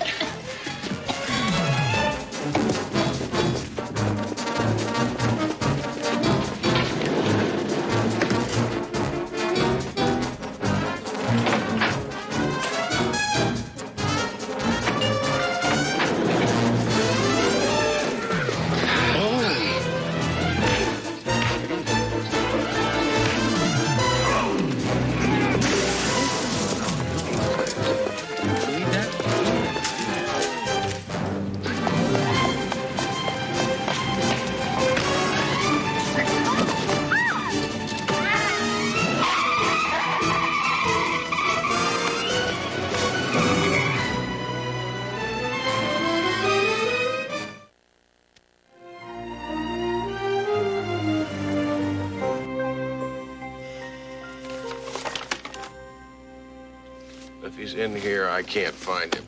Well, he might not have a record. Or you might not have gotten that good a look at him. Wait, I didn't imagine this. I'm not saying you did. I'm just saying that we don't have that much to go on.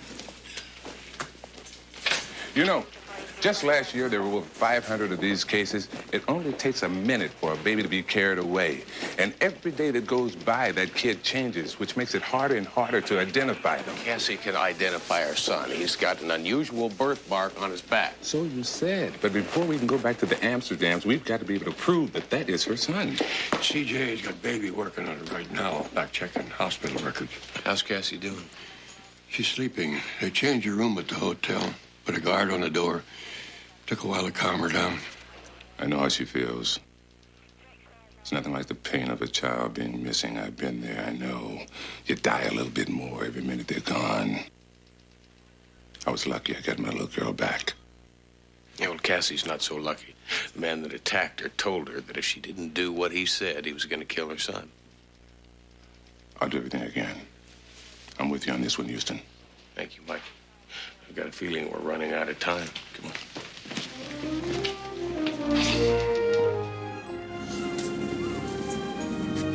Right? It's so peaceful out here. How you feeling? I'm not sure. Last night seems like a bad dream, but I guess that's just wishful thinking. Because this morning I woke up and I had a dull pain in my heart. You know, that's natural. You've been through an awful lot. You're a very kind man. I know that sounds silly, but it's true. You know, last night when that man was trying to shove those pills down my throat, I tried it once. Right after Johnny was kidnapped. I took a bunch of pills. See, I thought it was my fault. If I'd only watched him. It was not your fault. Afterwards, I knew I couldn't live with that guilt. I had to be there for Johnny If. When he comes back, huh? Yes. When. Thank you.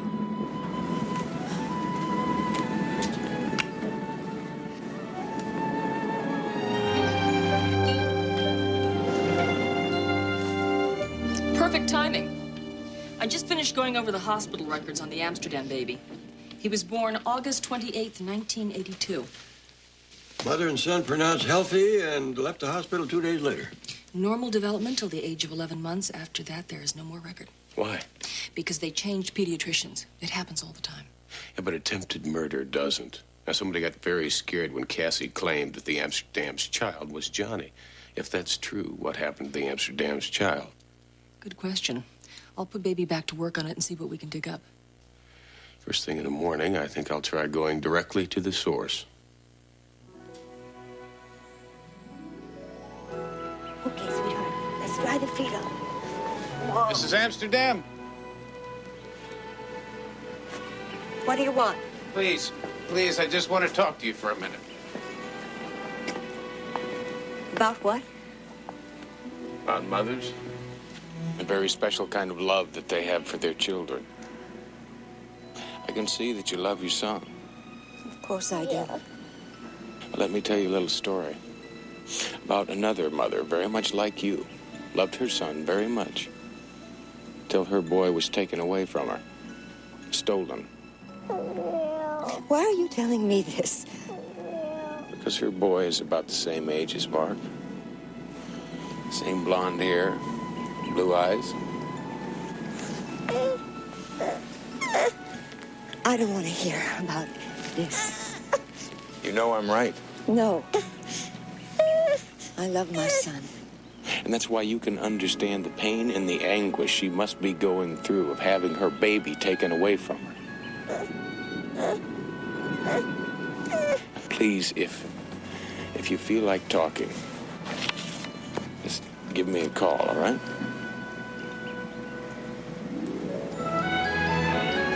You can help me stop it so it doesn't happen again, so other mothers don't have to go through the same thing that Cassie's going through and what you're going through.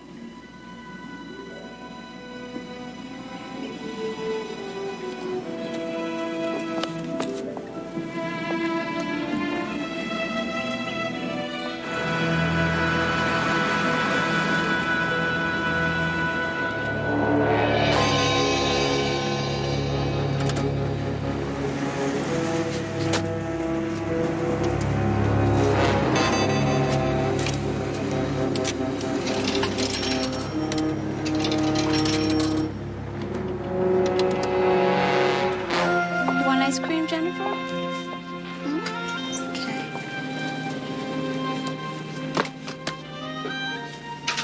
Okay.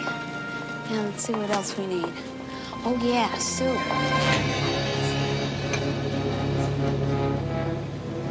I don't like it, Denham. What's not to like? This South American couple is willing to pay any amount of money for a nice little boy. And their contact is coming tomorrow. This whole thing is about to blow up in our faces. Yes, thanks to the job you neglected to finish on the Stanley girl last night. Well, it wasn't my fault. Everything was going fine until that P.I. Houston showed up. And saw you, which is all the more reason to get the Amsterdam boy. We ship him south tomorrow. Houston has nothing to work with, and we get out of town with enough money to live the rest of our lives. The Amsterdams are going to scream their head off. Not if they can't. Now, you take care of it, Jake.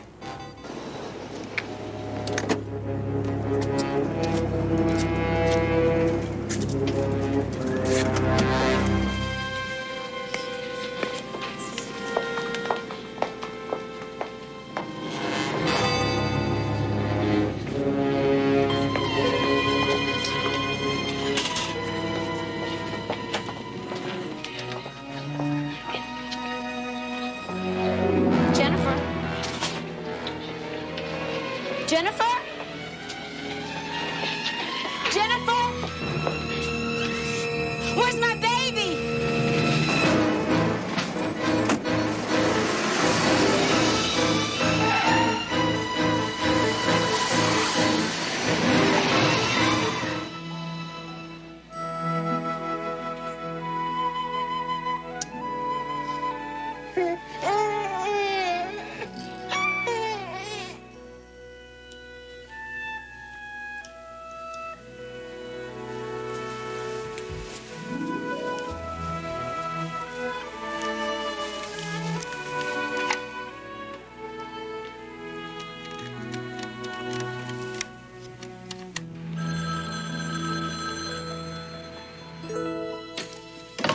Houston Investigations. Matt Houston, please. This is Sheila Amsterdam calling. Houston, Sheila Amsterdam, line 3. Mrs. Amsterdam? Could you come over here, please? I'd like to talk to you about my son. About Mark. Of course, I'll be right there. What are you doing? Thank you, Mr. Houston. Goodbye. Sheila, what have you done? Robert, now we can't live this lie anymore. We can't pretend our son didn't die. But, Mark's our son. No. As much as we love him, he doesn't really belong to us. His. We adopted him. It was a phony adoption, Robert. Robert, I think that girl is his mother, his real mother. And she deserves to have her son with her.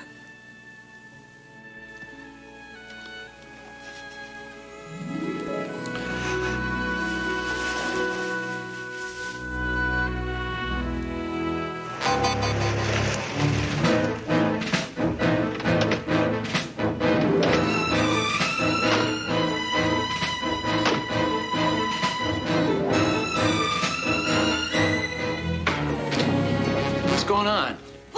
What are you doing? Don't be a hero. Got the baby? Listen, kid.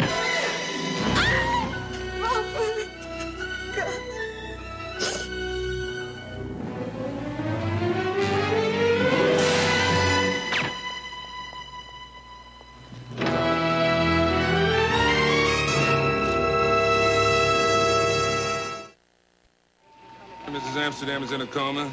Paramedics got her vital signs patched through to the hospital. She got a 50-50 chance. CJ just told me that you saw Johnny. I saw a small boy. Was he all right? He's fine, but we still can't prove that it's Johnny. Now, the hospital records show that the Amsterdams had a baby boy.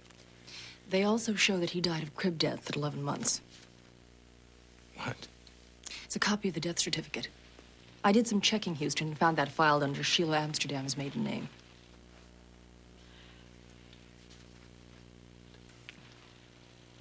The Amsterdam's child died. They must have adopted another. Who just happened to be Cassie's kidnapped son. Those poor people. They paid a terrible price. Amsterdams are not the kind of people that would deal directly with a kidnapper, and there's got to be somebody else involved. Well, I get the feeling that you have an idea who that might be. I don't. I just have an idea how to find out who it is. And the place to start is with the Amsterdam's financial records.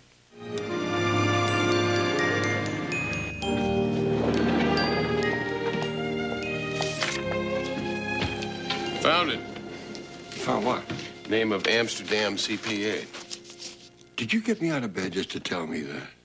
Illegal adoptions cost a whole bunch of money. I want to find out who the middleman is, who Robert Amsterdam paid a large sum of money to around the time of the adoption. Logical.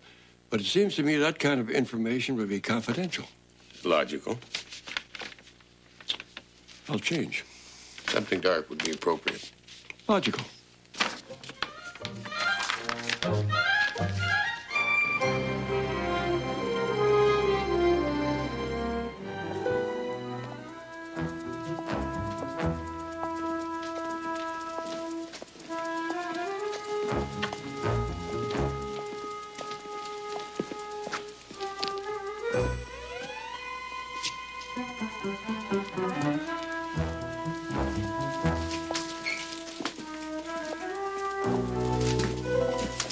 Why don't you hold the flashlight? I'll get the lock. Better if you hold the light and I pick the lock. No, I can get the lock. I'm older. What's it got to do with it? Experience. I picked more locks than you picked. Faster. Yeah, I'm fast, too. If you're so fast, how come we're not in there yet?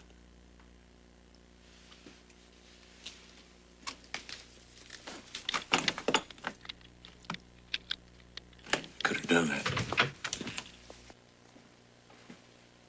Could take all night to find that Amsterdam file. Why don't you start here, and I'll start over there. I think I'll start down here with the A's. As in Amsterdam. I could have done that.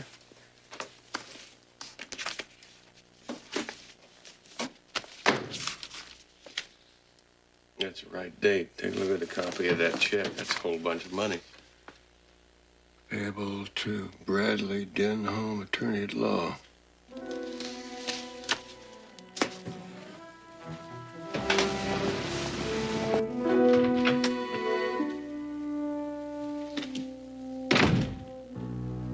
Who are you?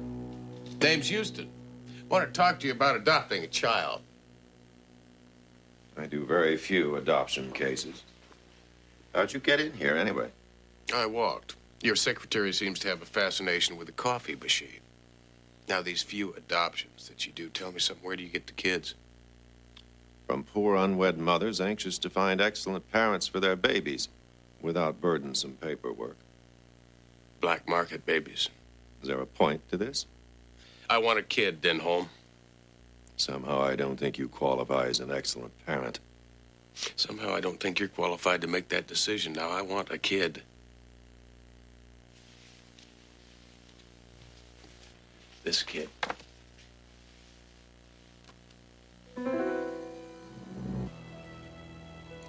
I've never seen him before. Oh, not only have you seen him, you stole him from his natural mother. Then you arranged the adoption by the Amsterdams. I've got the records to prove it. I also happen to know that you ordered them killed. I may not be able to prove that, but you'd be surprised what you'll confess to by the time I get finished with you. Get out. In a minute. Just as long as you understand our deal. Now, you get me that boy within 24 hours, and I'll leave you alone. If you don't, you're a dead man.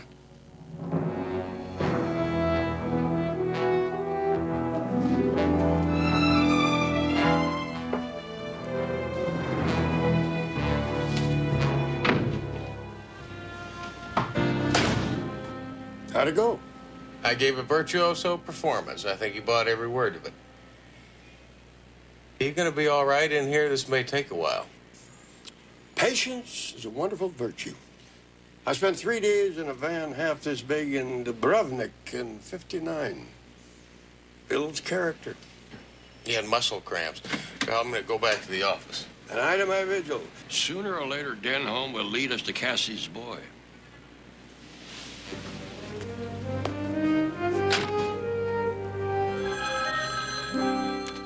Houston, line 2.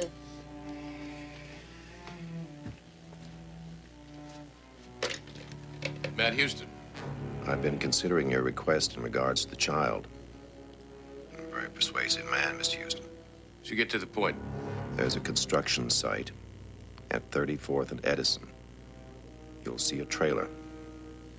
Meet me in 20 minutes and come alone or you won't get the child. I'll be there.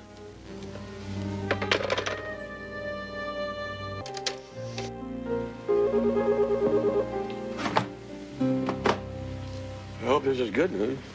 He wants me to meet him at a construction site, 34th and Edison. I know the project. Abandoned and condemned. It's a setup, boy. Take me with you. And I want you to stay put, right where you are. Now, if Denholm thinks that I'm out of the way, he might make a move on his own, lead you to Cassie's son. Or maybe not. I can't just sit here. Patience is a virtue. Builds character. And muscle cramps. Be careful.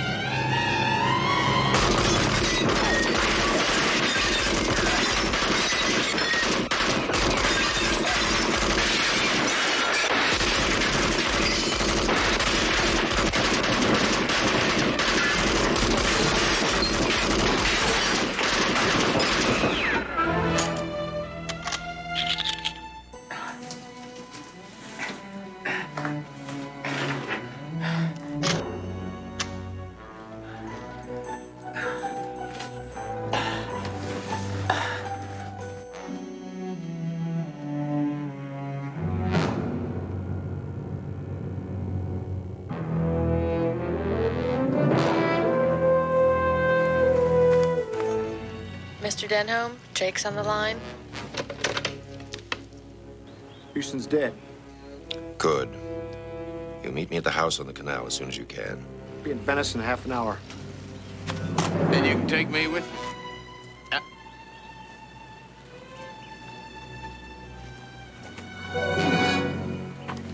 Figured you'd need help.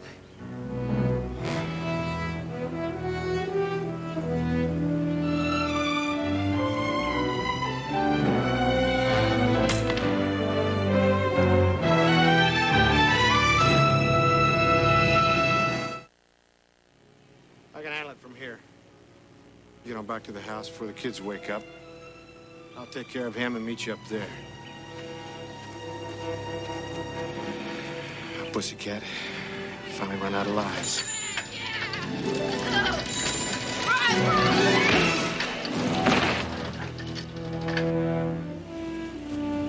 Thanks, kids. Believe you just saved my life.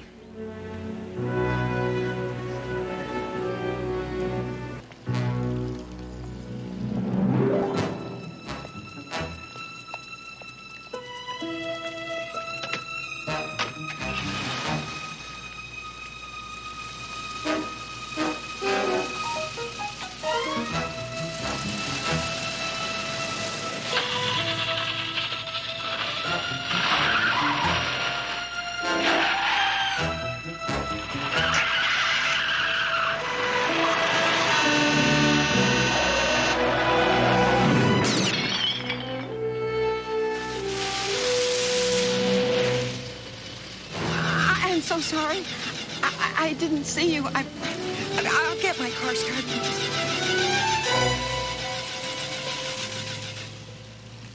Are you sure you're all right, Houston? I'm fine. The bullet just grazed me.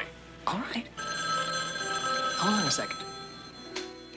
Uncle Roy? Bad news. I lost Denholm. Tell Matt. Roy, why don't you tell him yourself? He's on the other line. I'll patch you through. What do you mean lost him? How? Same way I lost Karpov in Prague, December of '51. Tell me about it later, Uncle Roy. Now, I've convinced Denholm's henchmen to give me the address of the house where they're holding Cassie's boy. It's 232 Sandy Beach Road, Venice. I'm on my way. What'd you do with the henchman? He's in good hands.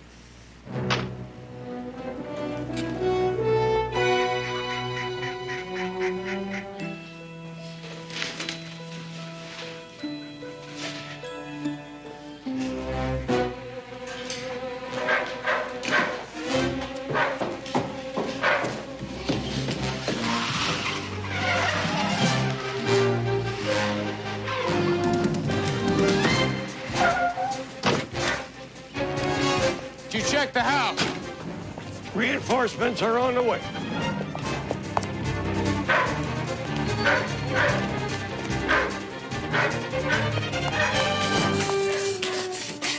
The kids are fine. We didn't touch them. See for yourself.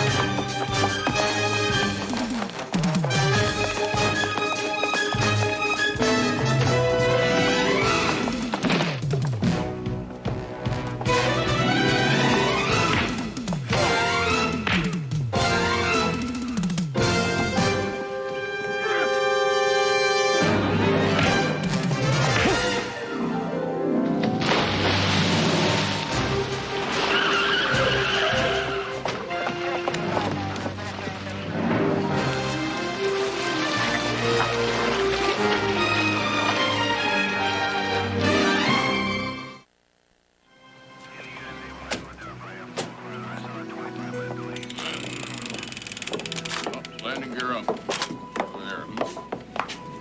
What do you think of that? Pretty good.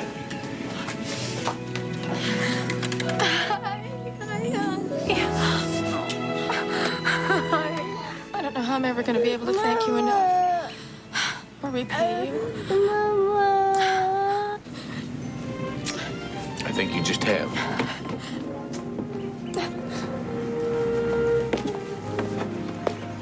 I'm glad to see this turned out better than my run-in with Karpov in Prague. Speaking of which, I think it's about time you explained to me how a seasoned professional, I mean a man like yourself, could possibly let the man you're tailing get away from you before he ever got out of the parking lot. Don't start with me, Matlock. Hoyt tells me you were rescued by a trio of 10-year-olds on bicycles. Well, I had the situation under control. So did I. Besides, there were at least 12.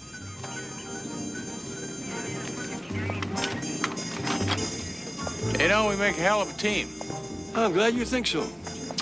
Because I've been meaning to talk to you about a raise.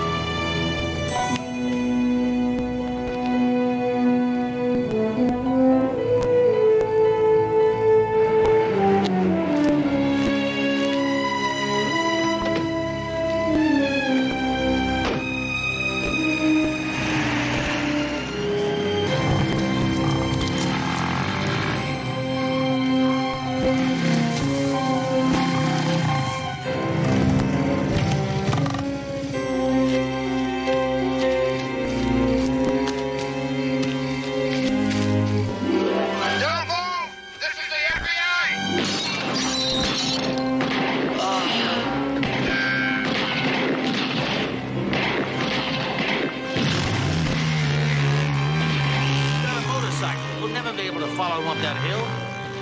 Keep a light on him!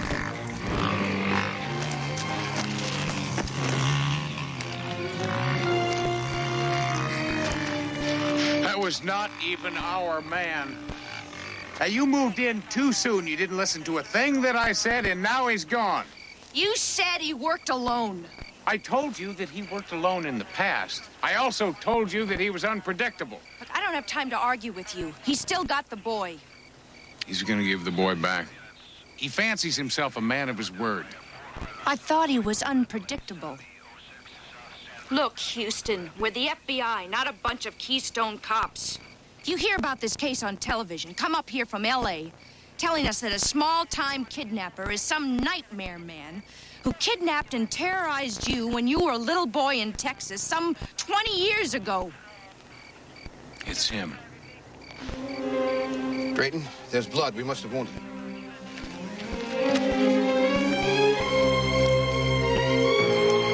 He said he'd be back. Just like a bad dream. Now, look, I have played this whole thing just the way you wanted me to, right by the book. And now he's gone. So maybe we'll play it your way the next time. Yeah, well, maybe there won't be a next time, see? I have waited for this for 20 years. Well, where's he gonna go? Where's he been all these years? Exactly where he's wanted to be. Freeze the bird.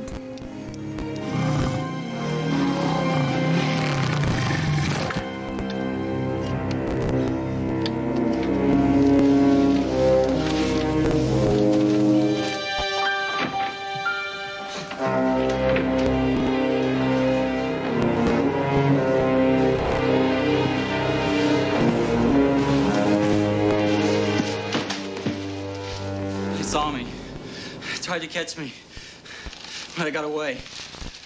You let them back here? No, sir, I lost them. You screwed up, Billy. I didn't. I got the money. It's just that they were hiding, waiting for me. There were bright lights. Then I got hit.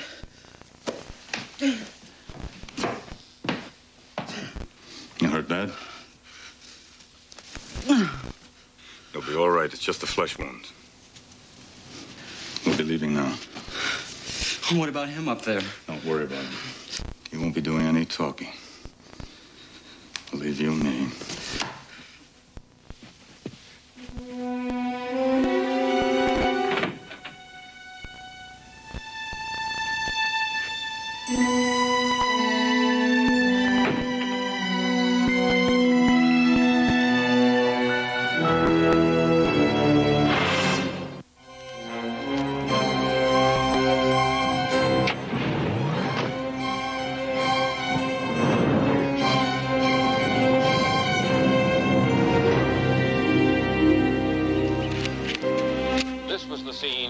Today at a cabin near Silverdale, Oregon, where young kidnap victim Patrick Denton was reunited with his parents after the kidnapper phoned to reveal where the boy was being kept. Carrying $100,000 in ransom, the kidnapper and his wounded accomplice are still at large, despite a statewide manhunt. The Denton boy, who's being held in Portland General Hospital for observation, has been unable or unwilling to describe his two captors. Special Agent Ann Strayton, who is heading up the FBI investigation, has made no official statement and refuses to disclose what progress the FBI has made to date. There seems very little hope that an arrest will be made soon. The doctor said it would be okay. In fact, he said it might help to have you talk to him. All we can do is hope. My boy hasn't said more than 5 words since we got him back. He's not bruised or anything. He hasn't been beaten up or physically hurt in any way. They just scared him. I know.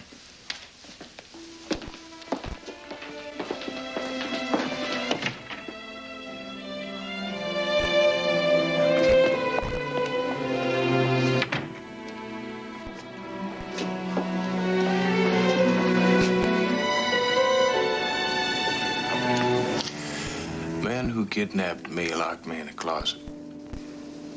Every so often, they'd take me out of the closet, put me into a room,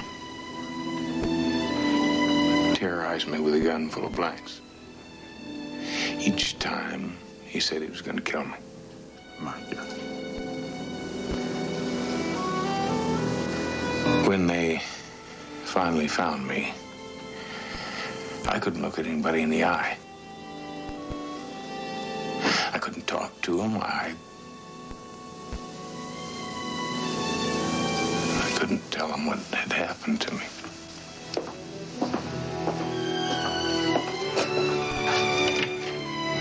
Why in God's name would anybody want to torment a little boy? I wondered the same thing when Matlock was kidnapped. Such a little boy. So helpless to this kind of thing. My brother Bill paid $50,000 ransom. I'd just like to find the monster who's responsible for this. Make him pay. So does my nephew. Patrick, the man who kidnapped you kidnapped me a long time ago. I think I know what it is you're going through. Nobody knows. What did he look like? I don't know. He called himself the Nightmare Man. What about the other man, the younger man? What did he look like?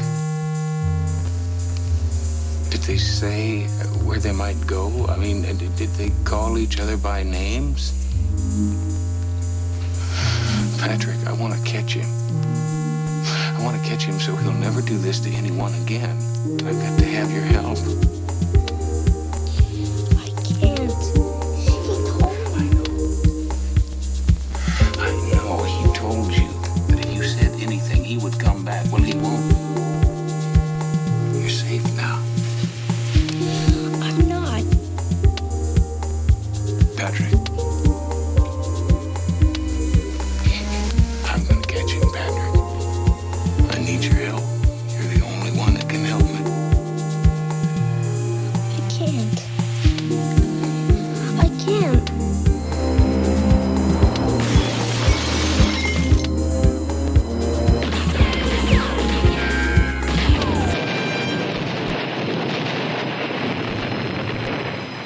You bleeding? I'll be all right.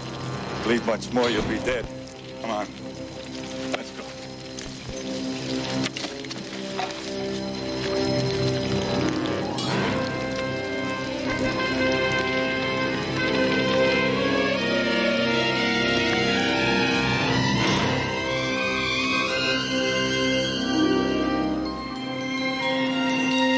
Patrick, this is a sketch that the Texas police made of the man who kidnapped me. Look anything like the man who kidnapped you?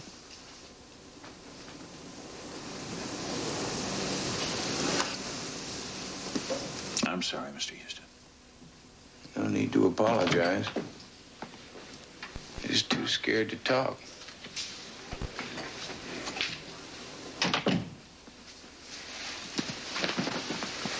Still hasn't said a word. Takes time. Yeah. The Nightmare Man's gonna be long gone again.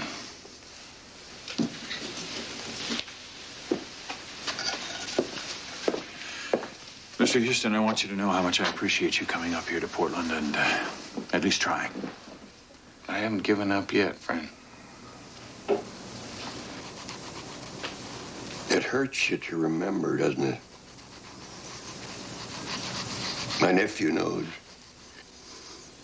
The last thing in the world he would want to do would be to hurt you any more than you've already been hurt.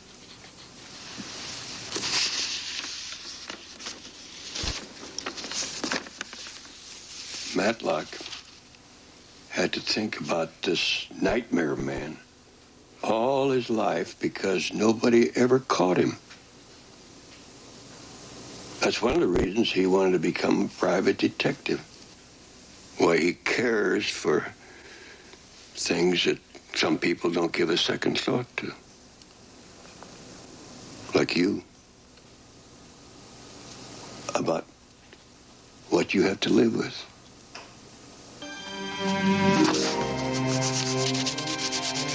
Patrick.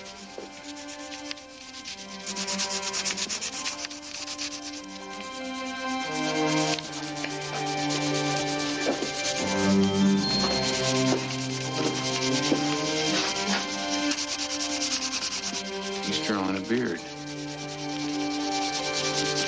He's drawn a beard. Patrick. God bless you, Patrick. We're gonna catch him. You and me, we are going to catch him.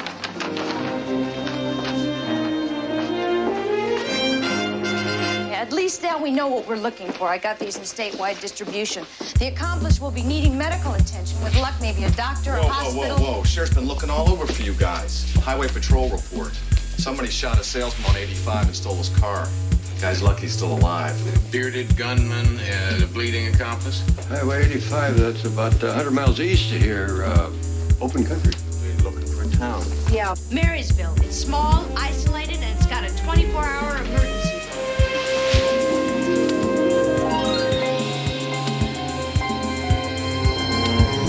Nope. I've never been caught.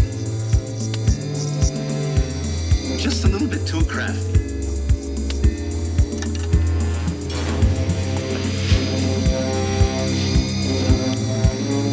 Never do or say exactly the same thing twice. Just keep moving. Don't get greedy. I only take what I need. Nothing more.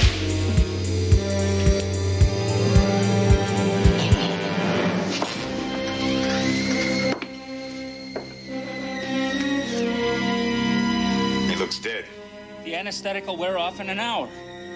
You really shouldn't move him. 1 Charlie 5, Bishop to King 5. Copy? What's that? They're not calling us. We're on a network. One of the clinics calls in to play chess with a dispatcher in control. Get on the floor like him. No response from inside. We have an emergency code. No response means... Yeah, I know. It means he's in there. Let me call for some backup. Look, I haven't got that much time. Now, we played it your way last time. You remember? Listen, Houston... Agent Straighton, my nephew is going in there. Now, it's simply a matter of whether you're going to help us or watch us.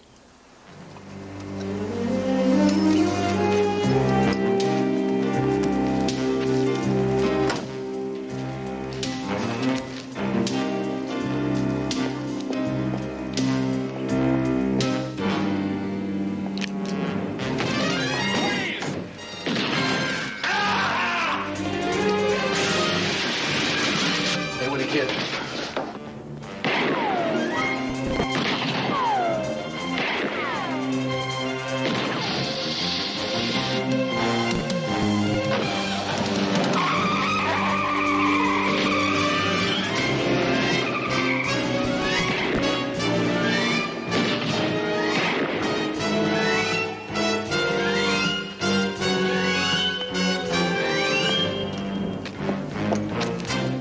Is that your car? Yeah, here. Go. Roy, I want you to get a hold of the highway patrol. See what you can get out of the kid inside. Bad luck. Yeah, I know. I'll call you when I get a chance.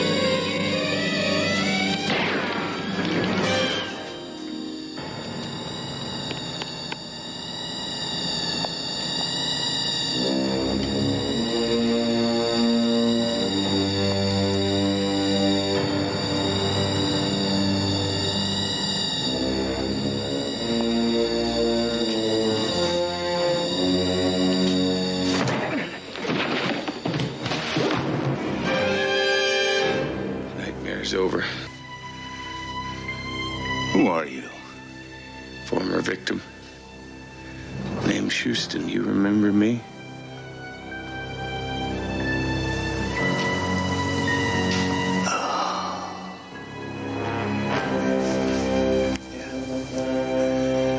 The kid who wouldn't cry. I scared the hell out of you. But you wouldn't cry.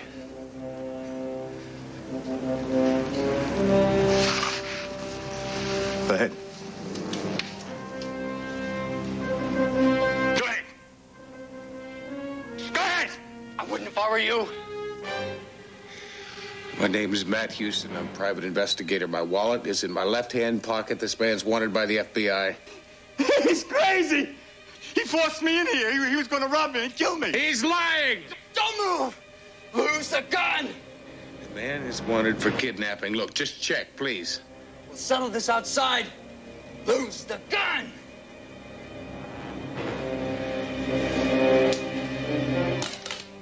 Single file. Towards the door. Slowly.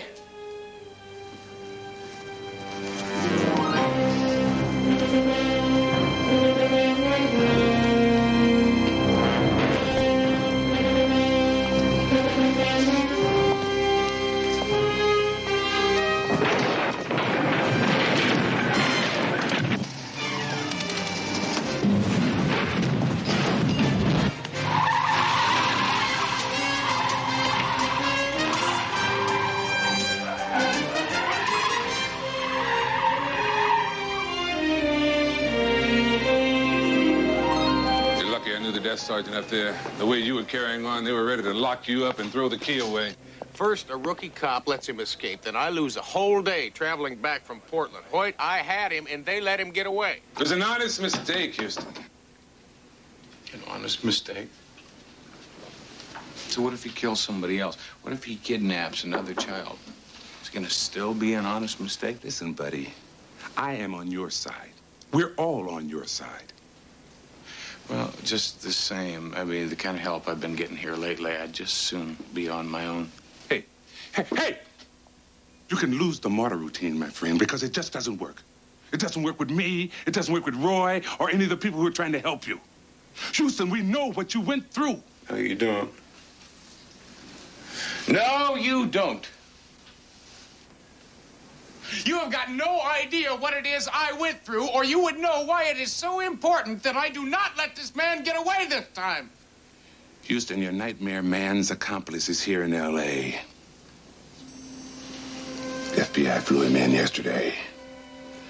Seems like he's implicated himself in 20 murders in Southern California alone. Me and Bart, we did a lot of killing the last couple of years. What did you do with the bodies? Different things. It all depended On what? on how Bart felt about them. He mostly buried the ones he liked. Yesterday, Billy took us on a tour through Angeles Park, gave us what he said was the precise location of 7 unsolved murders, described a dozen more around the state. We didn't find anything. Why'd you kill all those people, Billy? Lots of reasons. Money, food, cars, clothes, whatever. Kid's lying through his teeth. We have no proof that Bartholomew or he murdered anyone. Billy Boy just wants to look important. Sometimes I'd kill him for no reason at all. Just to do it. Bart didn't like it when I didn't have a reason. He whipped me good. Bart always has a reason. Bart. That's your nightmare man, Matlock. Just Bartholomew, no last name. Where do you suppose this Billy linked up with him? I don't know. His last name is Collins. Or so he says. CJ's running a check. He has no public record under that name. Whose idea was it to kidnap Patrick Denton? Bart's idea. We needed to raise some money for our dog ranch. Bart let me help, though. He also left you behind, Billy. Bart left you behind to take all the blame. All right, this is the part we're waiting for. What are you talking about? I'm talking about someone you trusted, who's just left you in the lurch. He didn't leave me in no lurch. Then where is he, Billy? He's right here in L.A., waiting for me to get out. We agreed to meet at this place if we got split up somehow. The Cape Cod Inn, room 15. 15 is Bart's lucky number. Not anymore.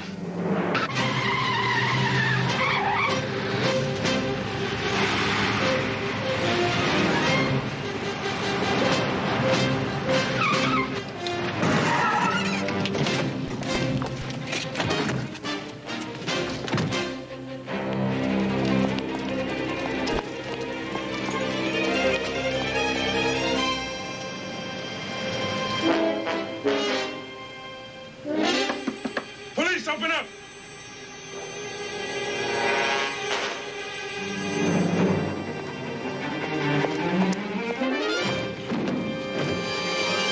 Don't shoot! Don't shoot!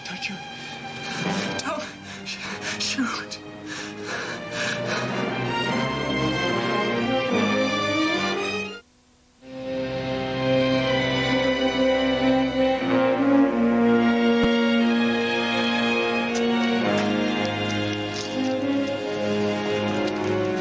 Lying. Protecting Bartholomew. Why? That's what I'm going to find out. And this time, I'm going to be the one that's asking the questions. No, you're not. I just received word that Billy's been transferred to a psychiatric facility. A couple of lawyers showed up with a court order right after we left the hospital. Let me guess. We violated his constitutional rights? They say Billy's mentally ill and incapable of understanding the consequences of any confessions. Come on, Billy knows exactly what he's doing. And he is the only one that knows where Bartholomew is. Now, he's just playing games with us. Maybe. But it doesn't matter. They'll never allow us to get close to that kid again.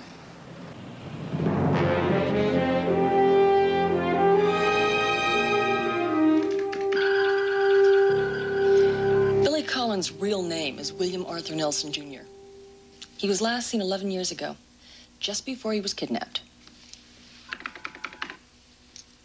The ransom was $30,000. His parents took a calculated risk, Houston. They stalled, hoping that the police would catch the kidnapper. Bartholomew. He said that if he didn't get the money, Billy's parents would never see their son again. He kept his word. They never did. And an innocent young boy who was slowly turned into an animal. We think your nightmare man's been blazing a trail of terror across this country since before he kidnapped you, Houston. Assaults, robbery, stealing cars, rolling drifters. Who knows how many homicides? And at least 3 kidnappings. And Billy is the only link that we have to put an end to all of it. Well, both his parents are dead. He has no other family. Except Bartholomew.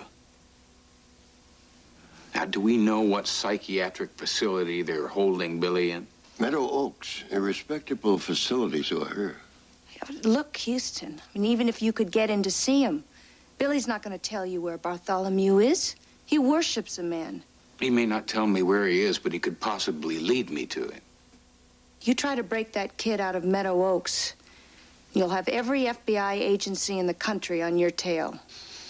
Then just tell me how hard it would be to get in to see him. With the courts involved, you'd have to be committed.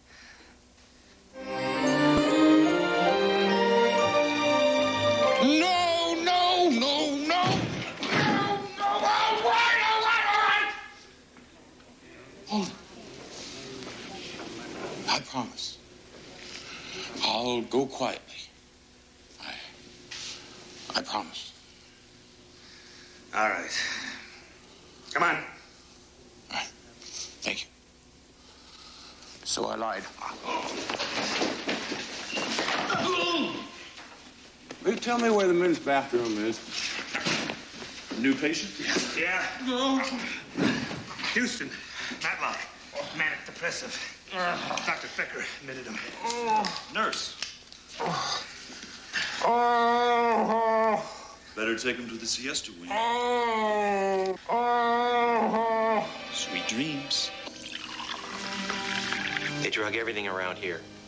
The water, the coffee, the gelatin, the beans. What are you in here for? I'd rather not talk about it. Yeah, well, I'm just in here for a tune-up myself. Every now and then I kind of fritz out, you know. My wife checks me in here. It's not so bad. It's kind of like a vacation. How long have I been in here? Oh, a couple of days from what I know. They always try to stabilize you for the first 36 hours. Sleep therapy, they call it. See that guy over there? That's the professor. He's a bona fide genius. Particle physics, I think. What's he doing in here? Oh, some kind of short circuit. He's terrified of being touched. It sends him into a rage. He's afraid that if he comes in contact with another human being, he'll explode. They use the coffee for shock therapy. Right. We got a murderer upstairs.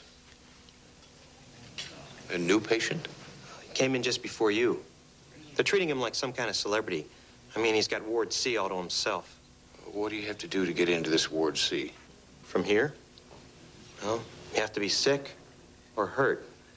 It's the infirmary.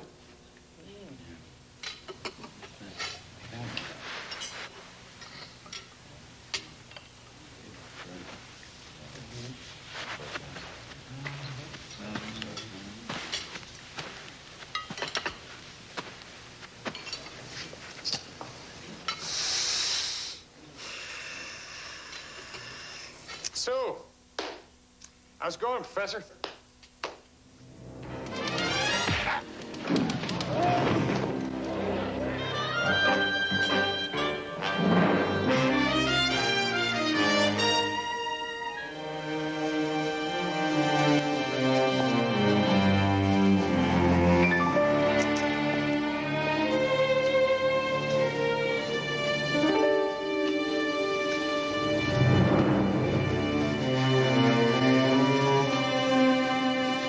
What are you staring at?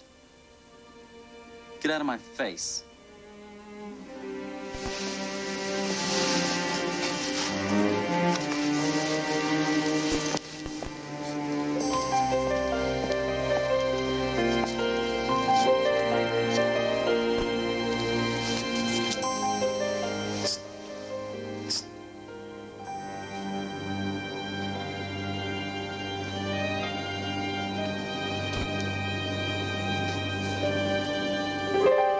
Bartholomew sent me to get you out of here.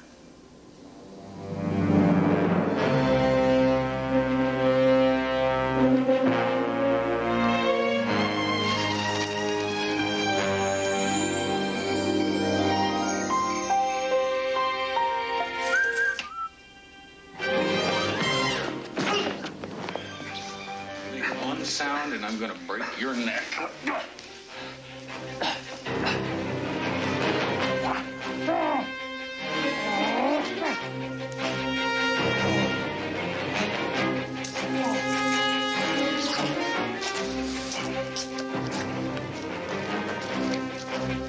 Let's kill him.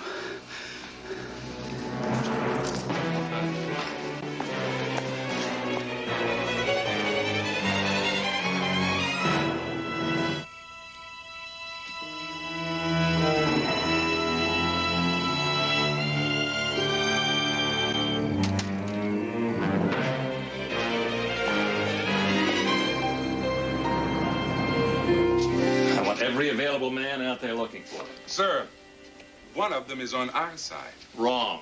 He's guilty of aiding and abetting, Lieutenant. I just hope we don't find out this was some kind of a conspiracy. Cassidy, the memory of this man has haunted Houston all his life. Commander, he couldn't think of another way to get to him. Well, then he should have tried harder. The boy's to be considered armed and extremely dangerous. And if Houston gets in the way,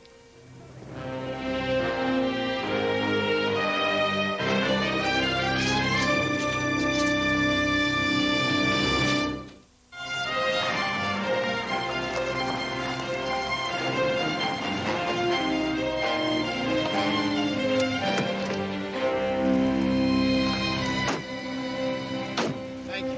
Hell of a place to stop. Yeah.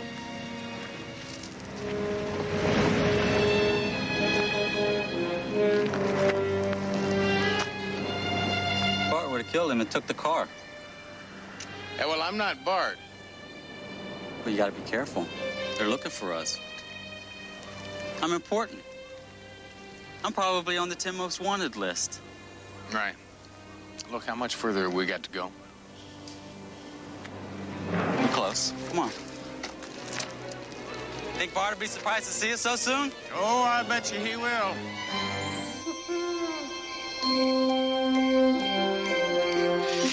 Me and Bart hid out in here 3 days once. It's okay. They'll never look here. We even hid stuff just in case. We've hid stuff lots of places.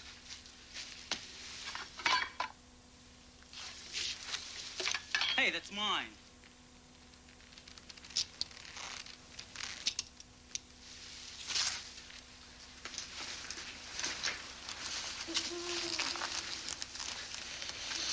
I thought you told me this was close to where Bartholomew is. It was. We passed it. Bartholomew always taught me to go past where you want to go. But people think you're going to keep going. They never expect you to go back the way you came. We'll go back in the morning. You don't seem like anyone Bart would know.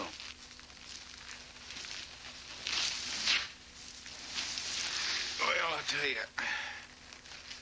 Old Bart and I go back a long way.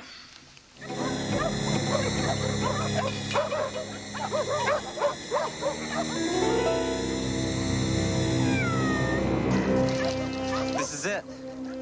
This is our dog ranch. Bart's and mine. It's all ours. You must be inside. Yo, Bart!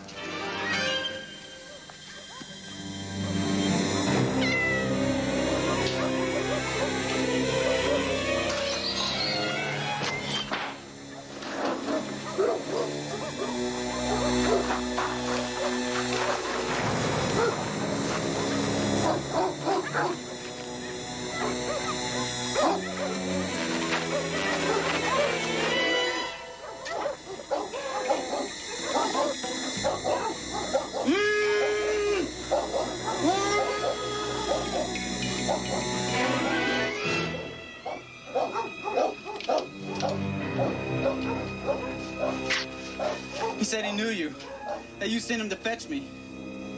Why would I want to fetch you?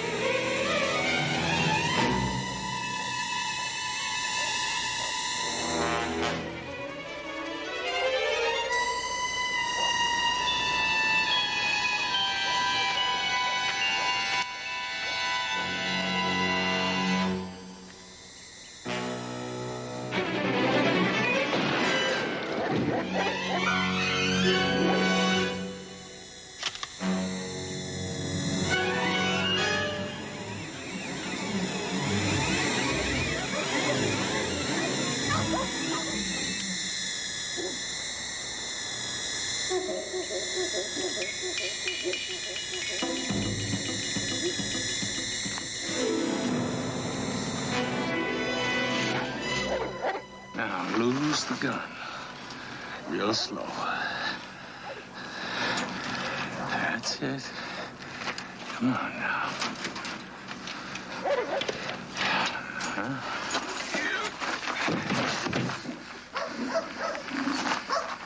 Circles.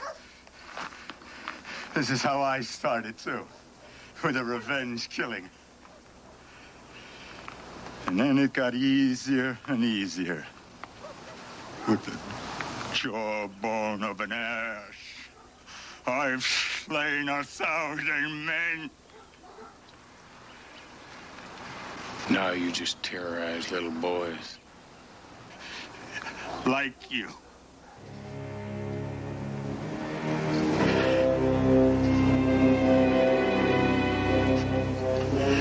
am not afraid to die.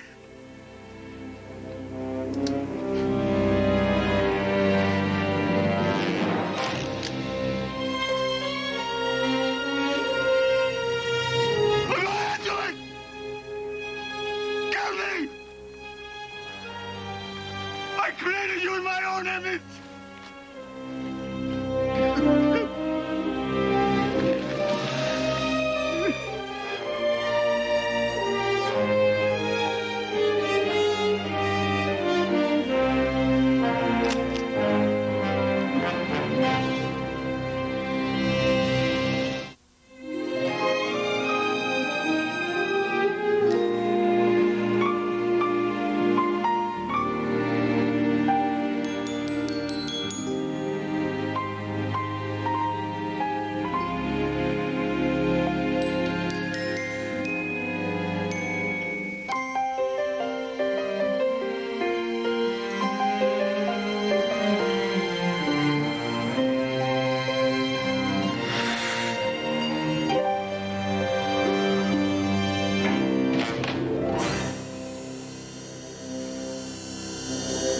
It's time, little Madeline.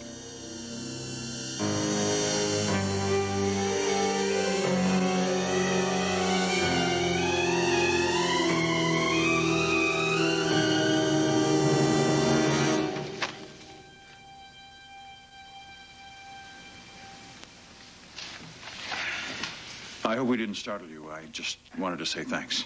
I didn't think you'd mind. No. I mean, not at all. I was just looking at some papers. And, I don't know. I must have dozed off, I guess. What you've done, Mr. Houston, I can't thank you enough. How's the boy doing? Coming along fine. He doesn't talk a whole lot yet, but that'll come in time.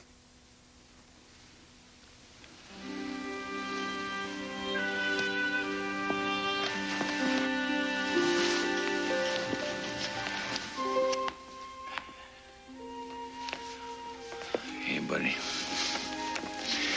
You know, I told you I'd get him. And that he wouldn't come back. He comes back. My dreams.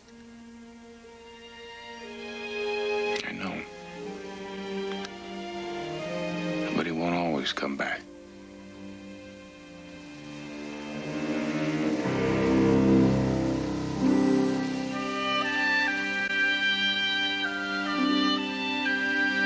Could you hand me that lighter?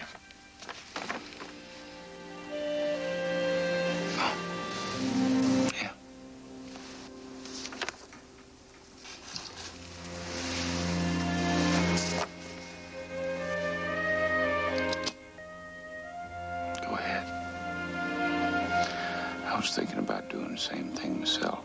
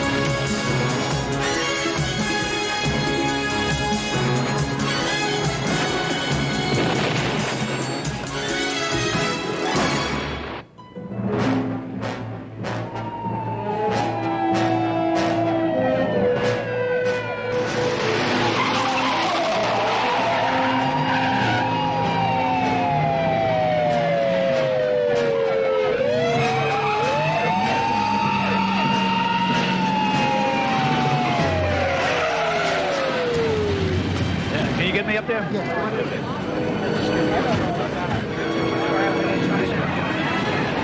This is Bill Robinson from KPRZ News, reporting live from the Osaki Hotel, where a man has perched himself on the roof and is threatening to jump.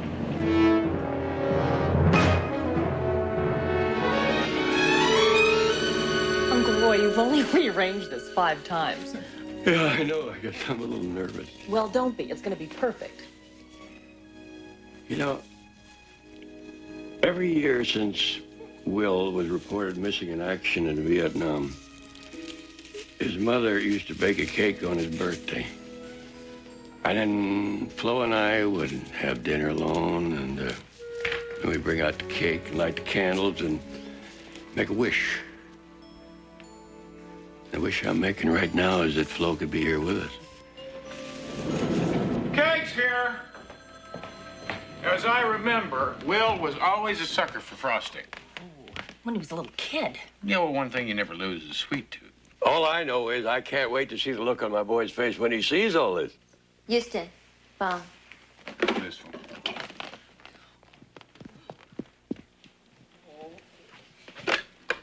Houston. This is Lieutenant Zach Manson, Police Department. I'm at the Osaki Hotel. Got a man sitting on the edge of the roof here threatening to jump. Well, I don't quite understand, Lieutenant. Well, why are you calling me? He says he's your cousin Will. Will Houston. The only 2 people he's agreed to talk to are you and a lawyer named C.J. Parsons, but nobody else, especially his father.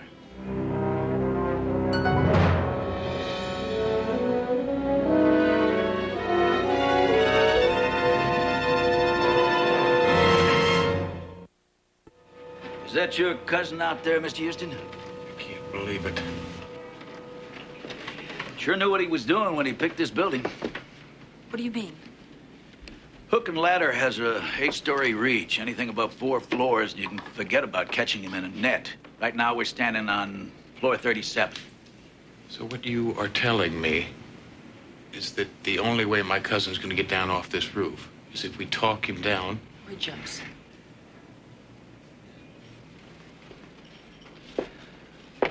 Do you know why he would do something like this? Yes, I do. He spent 12 years in a prison camp inside of Cambodia, and he was just rescued 3 months ago. CJ, get a hold of the VA. They've got psychiatrists who specialize in this kind of thing. I'll get the best they have as soon as I can.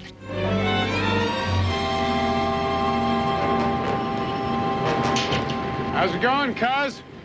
Don't come any closer. Well, what the hell are you doing up here? Please. Don't tell Dad. Sounds like we're kids again, and I just bent the fender on his Buick, huh? I don't think I could take him seeing me like this, Matt. I won't tell him. All those years, locked up, caged like an animal, bent over and shackled. Only thing that kept me going was thought of coming home. But home isn't home anymore, Matt. Well, I know what you've had to go through to adjust, but you've got people that you can lean on here, people that want to help you. I'm 35 years old today. Some happy birthday, huh? What have I got to show for it? No wife, no kids, no... nothing. Talking about your girlfriend, Mary?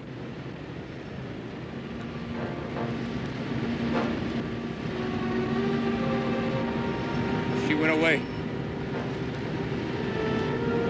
She's not coming back. Hello, Will. The VA is on the way.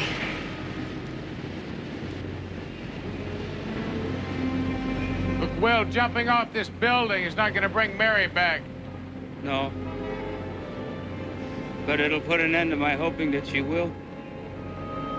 Will, there must be some kind of a misunderstanding. People who leave letters saying, I'm not coming back, and don't bother trying to find me, make themselves very clear. Let me try and find her. She doesn't want to be found. Now look, I found you in the jungles of Cambodia. How hard can this be, Will? Let me give it a shot. Let me find her. Look, you two can sit down face to face, talk it out, find out what happened here. Where does she live? On a houseboat. In the marina, someplace. I don't know. She always insisted we meet at my place. Well, you gotta promise me something. Don't ask me to come in off this ledge, Matt. I can't be with the rest of the world. Just promise me that you're gonna be here when I get back, all right? No deals.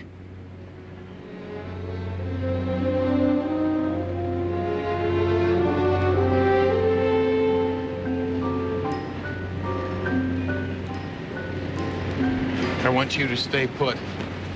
He's in no mood to be pressured right now, but you keep him talking. We might find out some more about Mary. It would be a lot easier if we met her. Beginning to wonder why we never did.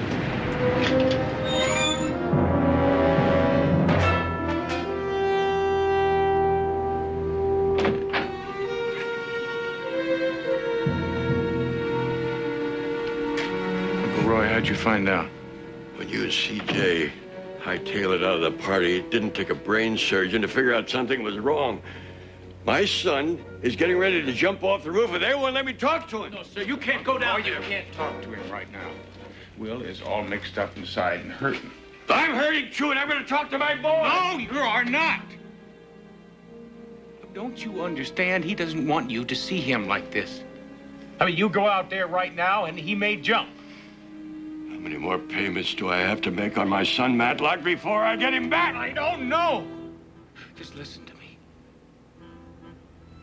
Look, if you really want to help him, let's go talk to his girlfriend, because right now it seems like she may be the only one that's going to talk him down off the roof.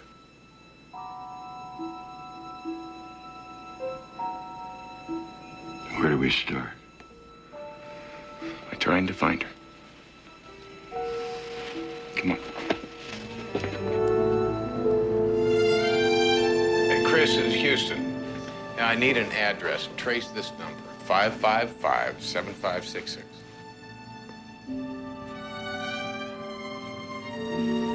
Look, when you get it, please, give me a call on the mobile phone. Thank you. You sound like you came up with something. No, this is one of those automatic phones. It dials up automatically numbers that are frequently used. Look, it's got your number, my number, and Mary's. When I tried it, there was no answer. I found this in the bedroom. It's a bank book for a joint account named Will Houston and Mary Atkins. There is 12 years of back pay in that account. There is a bank statement of Will's over here with some unopened mail.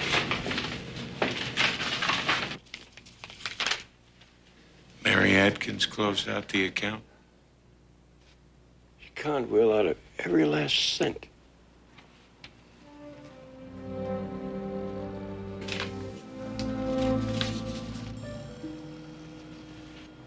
The question is, does Will know that he's been suckered? If he didn't know, he'd have jumped already. She must be one hell of an actress. I hope so. Because if we find her, she's going to have to give the best performance of her life to get Will down off that roof. Not if. When? Mary's got a little boy, Johnny. Cutest little 6-year-old you ever met. His dad was killed a couple of years ago in a plane crash. It's like an instant family for me. Sounds like you love them both very much.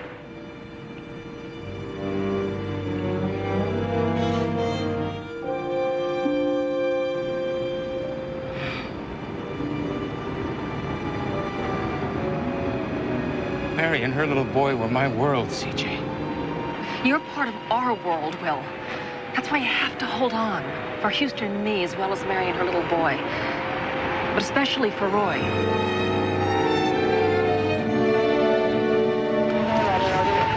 What do you know about that guy up on the roof? Don't know anything about him at all. Photographer? Yeah, Tattletale Magazine. Here we go. I bet this guy knows something. Yeah. Dr. Dyer, VA Hospital? Hey, is that guy up on the roof a vet? Oh, come on, Tattletale Magazine, give me a break, buddy. Hey! Chris traced Will's girlfriend's telephone number to the Harbor Marina, berth 507. It's gotta be it, just up ahead.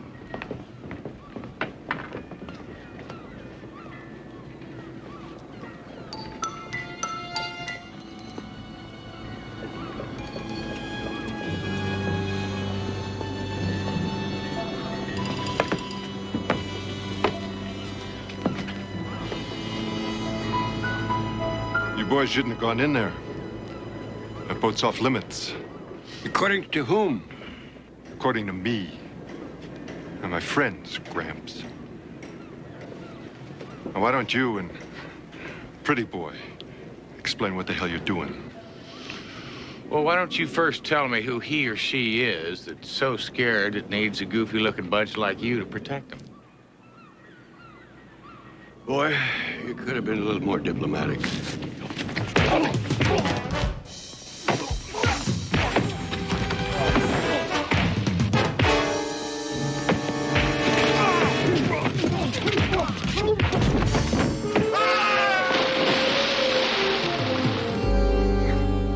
Oh, don't shoot, man, please. The houseboat belongs to a guy that hangs out at a bar on the other side of the marina, the dry dock. What's the guy's name? Fiskus. Joe Fiskus. Come on, get out of here. Let's drop by the dry dock. I'm buying.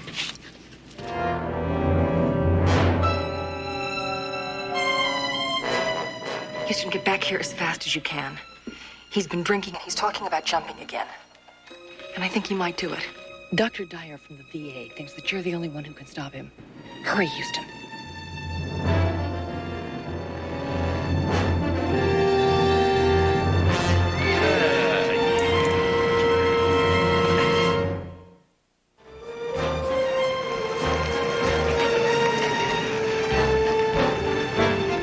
Now, look, just promise me you won't do anything on your own. But I ought to go up there with you. We have been through that before. You know what might happen if Will sees you up there. And just promise me. All right, I'll wait at the office. Thank you.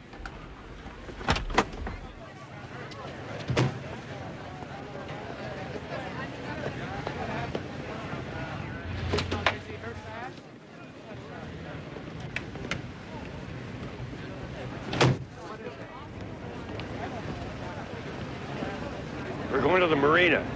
Bar called the Dry Dock. He's drunk and scaring the hell out of me.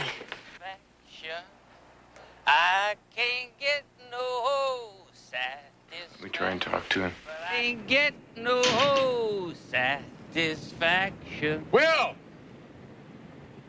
How you feeling, buddy? Well, not thirsty anymore. Not much left anyway. Not much anything left. Anymore. I've seen this case before, you know. The VA. It's not unlike the post-traumatic stress disorder that they found among Vietnam veterans and prisoners of war. Thinking about Mary's little boy. He needs an operation, you see. I offered to pay for it. Even opened up a joint bank account in both our names. She was too proud to even touch it. Now I don't know where either one of them is anymore.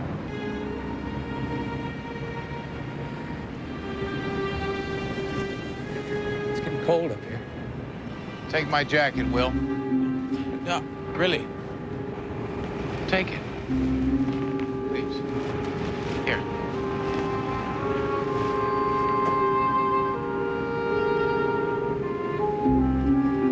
Hell.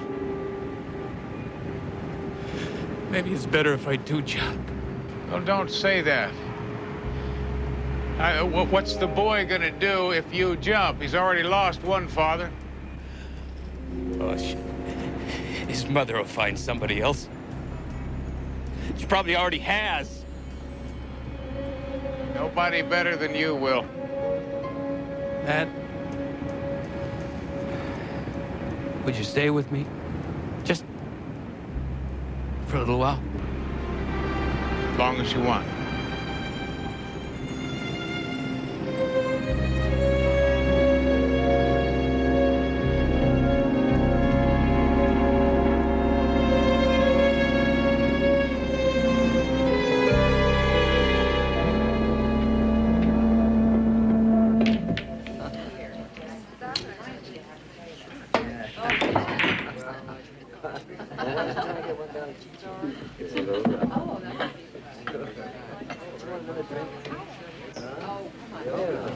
What'll it be?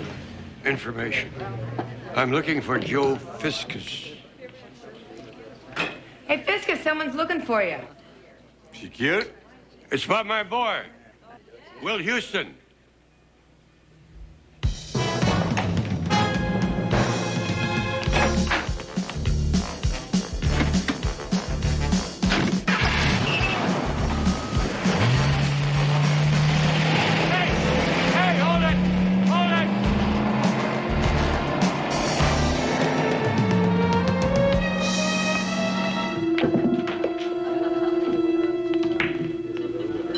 Not real smart. Coming down here without Pretty Boy and his 45. I thought we put you in your place once today, son. Yeah? Well, the way I see it, you and I got a little unfinished business. And I'm gonna enjoy it. So am I.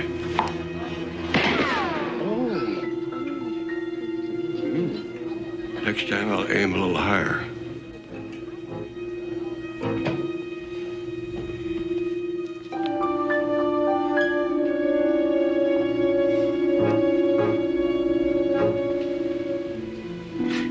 You're too old to be a cop. You're the one Fiscus conned? No, he conned my son.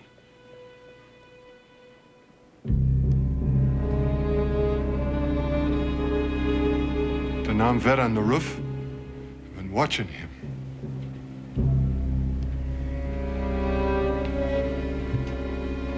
The reason I came back from Nam, only half crazy, it's because I wasn't any good before I went in. It's guys like your kid that it really ate alive. I bet he volunteered. Thought it was all a big John Wayne movie. Yeah, he had a bunch of ideas like duty, country, honor. Well, you go and tell your boy that John Wayne is dead. He sure the hell is.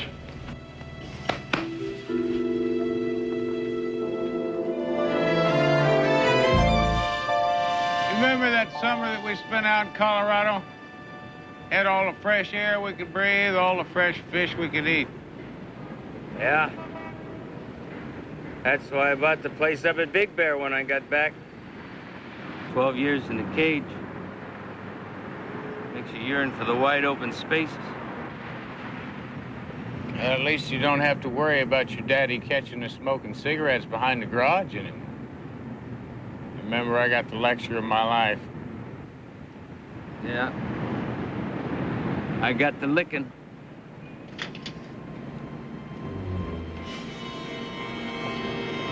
What's the matter? Just take it easy. What's wrong? What does she want? Roy's inside. He thinks he's found a lead on Mary. I said, what does she want? Damn it, will you just relax, Will? Look, I'm telling you, if I'm gonna find Mary, I've got to get out of here for a little while. Take it easy.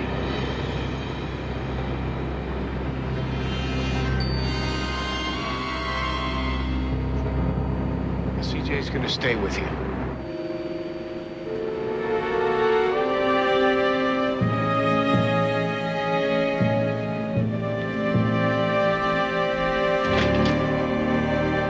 How is he? Well, he's all right for now.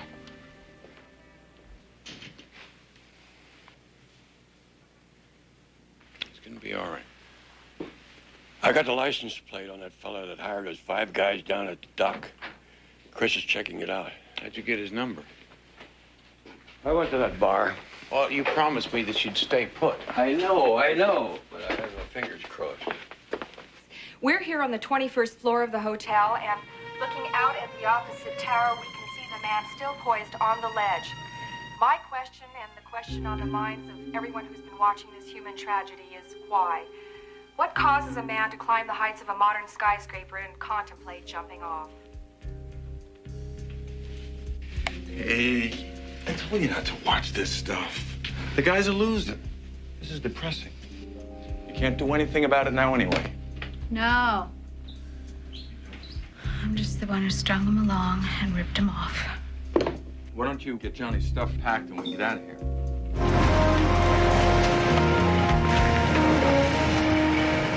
Can I trust you not to surprise me this time? Stop sounding like my uncle. Walk over the rear.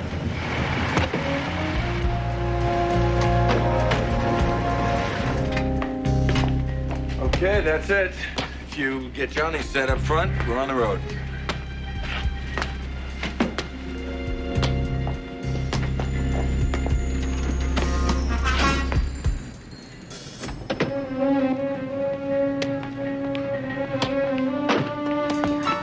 Holly, get in and drive.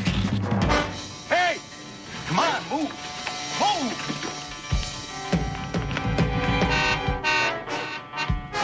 Drive!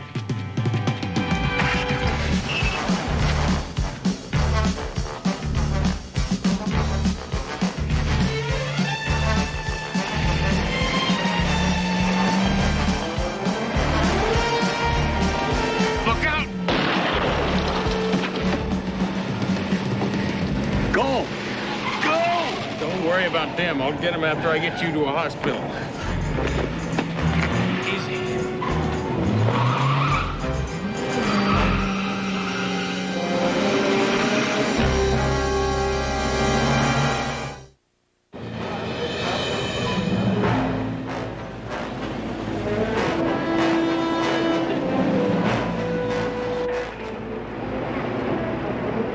Ain't that a shame?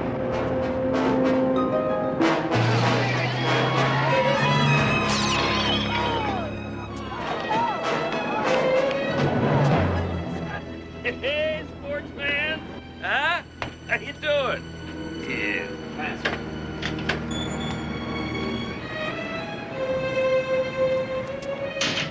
Will, I've got black coffee.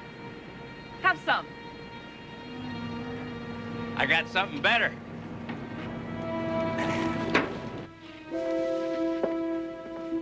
Well? I hope he doesn't have another bottle of that 100-proof courage in that sack. If he gets any drunker, he may fall off. Huh? Oh, great. This is all we need. Doctor, get away from that window.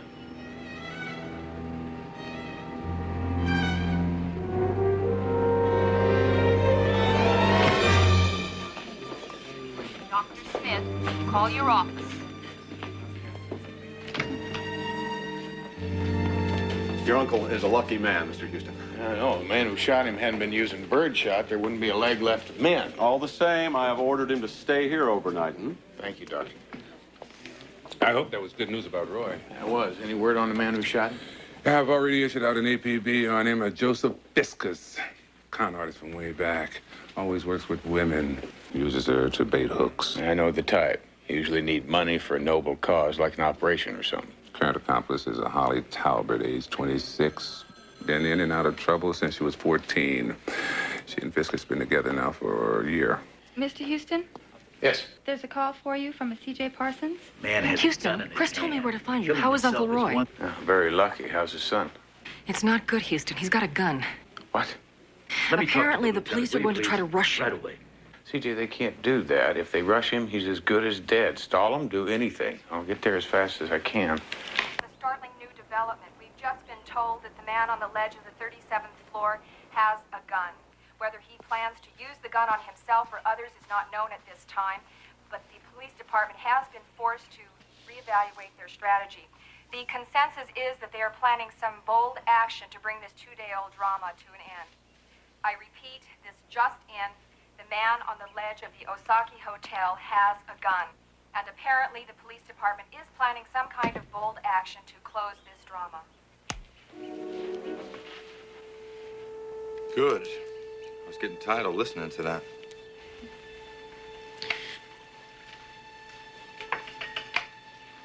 I want to quit. Fix me a drink, will you? You didn't hear me. I said I want out. I don't believe this. You're all shook because one guy is threatening to off himself? What's the difference between this guy and all the other pigeons we plucked? Because the others didn't try and kill themselves, Joe. I think Will really cared for me. Well, of course he cared for you. He wouldn't give you his money if you didn't go for your act.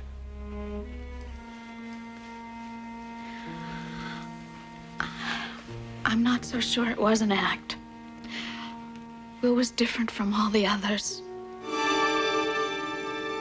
I want you to keep this entire area clear. Now, we've waited long enough, Miss Parsons. Manson, if you rush this young man, you're gonna kill him. Yeah, well, better him than somebody else. Oh, that's a pretty cavalier attitude, Lieutenant. TJ is right. If you rush him, he will jump. That's the same thing as murder. That man has a gun. Yeah, well, he won't use it. You don't know that. Does anyone care what I think? Now, if anyone can get that gun away from him, Mr. Houston can. What? Will trusts him. He believes in him. You don't have the authority to decide that. I have the authority, Manson. I take full responsibility. I can make it official with one phone call to headquarters.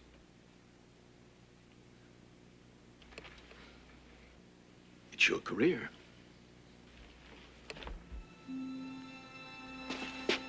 Thank you, officer. Houston, they found that camper belonging to Fiscus, abandoned on Highway 18. CJ, Highway 18, that's near Big Bear. I think so. Why? That's where Will's cabin is.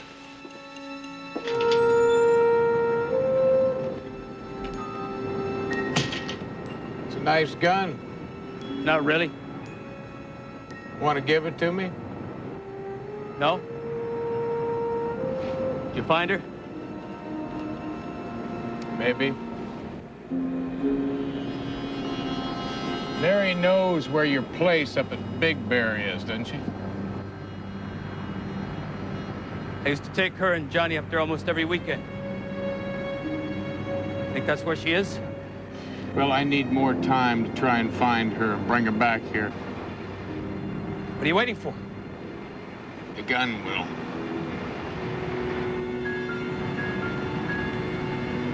I don't even know why I brought it up here. I remember the first time they issued me one of these in basic training. It scared me to death.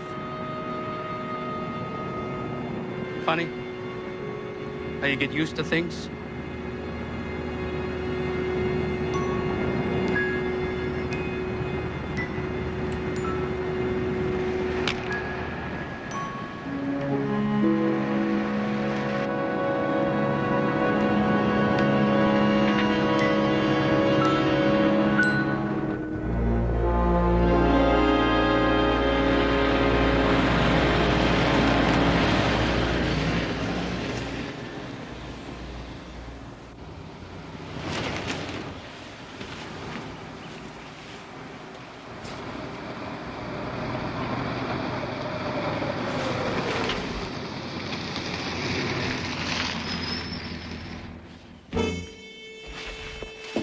Stay here.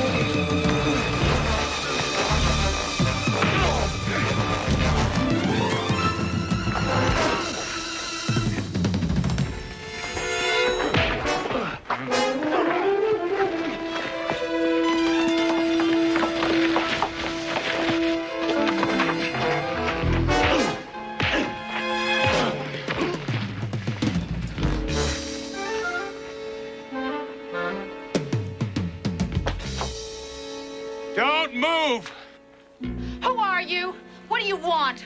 Understand that you are a friend of my cousin, Will Houston. I never meant for anything like this to happen. Good, because you're coming back to Los Angeles with me. We're going to drop Johnny and your friend down there off with the police for safekeeping, and then you and I are going up on that roof, and we're going to talk to Will. Are you crazy? I'm not going back there. If he jumps, you pushed him, lady. You going to be able to live with that? What am I going to say? Whatever it takes to get him off that roof.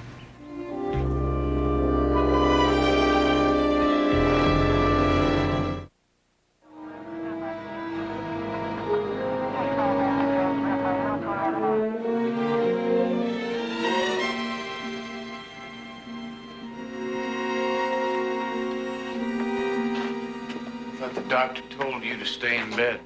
I couldn't stay away. That's my son out there. I'm sorry. I didn't mean for it to go this far. That doesn't matter. All that matters now is that it doesn't go any further. What if he doesn't believe me and... Well, you just think of him as a new mark, huh? With a 5-figure bank account that needs clearing out. Oh, thanks. I wasn't feeling quite low enough. No, you listen to me, lady.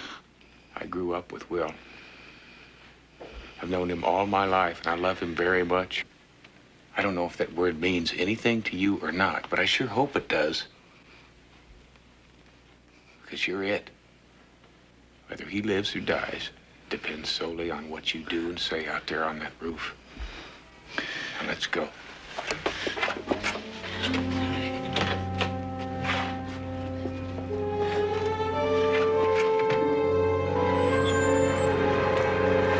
Thank God you made it. Now comes the hard part. Now, you know what to say. Tell him you still love him very much. You're sorry as hell for running off the way that you did, but you're very confused. But I've straightened things out and everything's going to be okay. Because I really love you, Will. Don't worry. I'm great with suckers.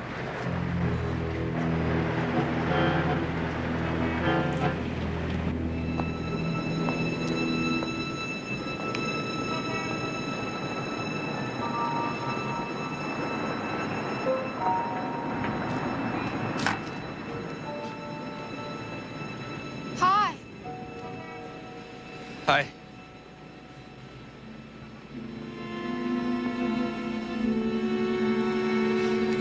How's Johnny? He's fine. I think he misses you. Will, I'm sorry for leaving the way that I did. I was sort of mixed up and I needed to get away and think. You don't have anything to apologize for, Mary. This whole thing, it's my fault. But everything's gonna be okay. Because I've straightened things out and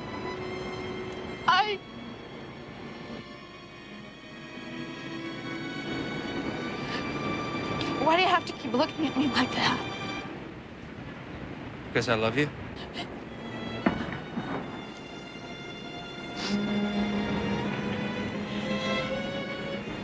Well, Mary's dead. There never was a Mary.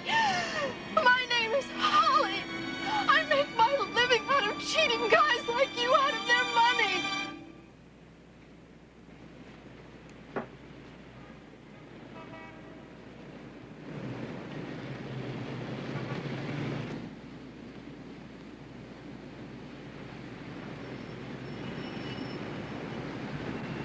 I don't believe that. Yes!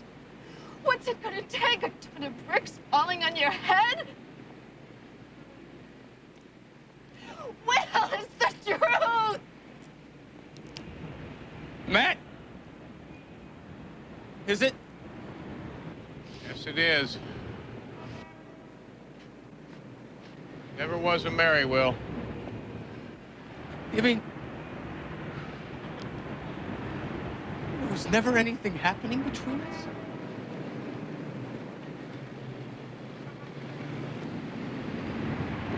All that was strictly business? Not that it matters anymore, but just for the record, I think you're the only man I could have ever loved. I was hoping this would be a lot easier, Will. But now you know. Now you know what the score is. Oh, yeah. Yeah, brought to you in living color.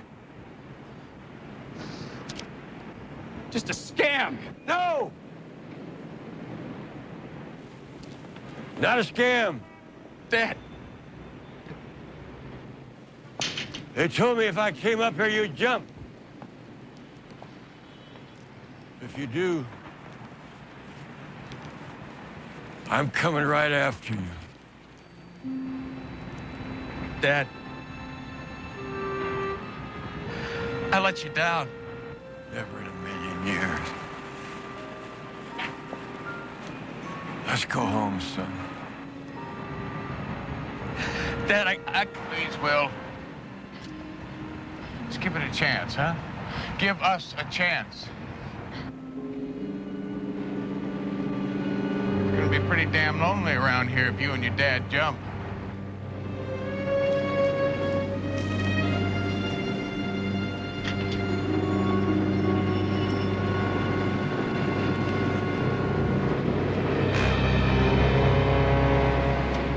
Disappointing a lot of people down there if I don't jump.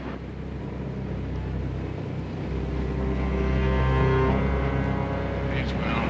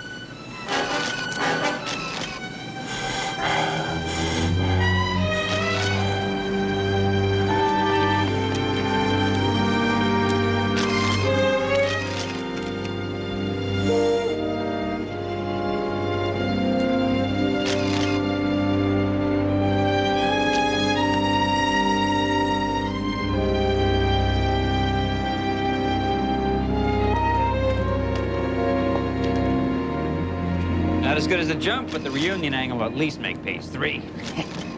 Oh, you'll love it. Hey, wait a minute. Hey, what do you think you're doing? Come on, give me a break. Send me a bill. Hey, officer, I'm from Tattletale magazine. Officer, hey, listen, my car's in the back. Look, listen, hey. Let's go home.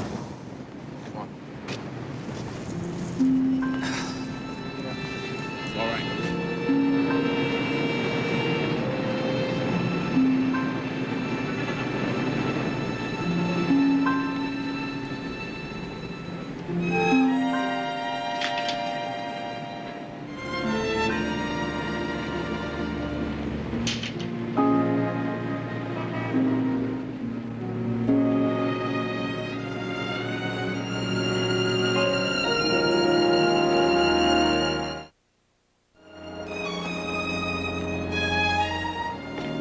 Yeah, Holly and Johnny are back home in Tucson with her mom.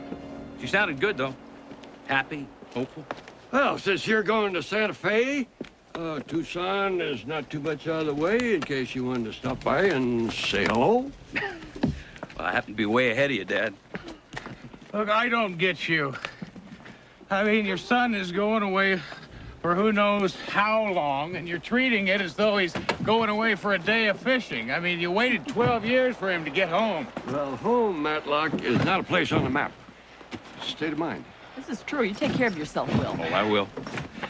But only if you promise to keep my dear cousin in line. Take care.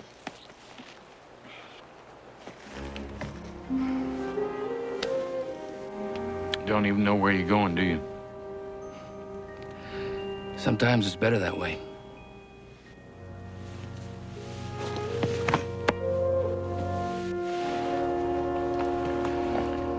You sure you don't mind my leaving? Not as long as you come back. I'll be back.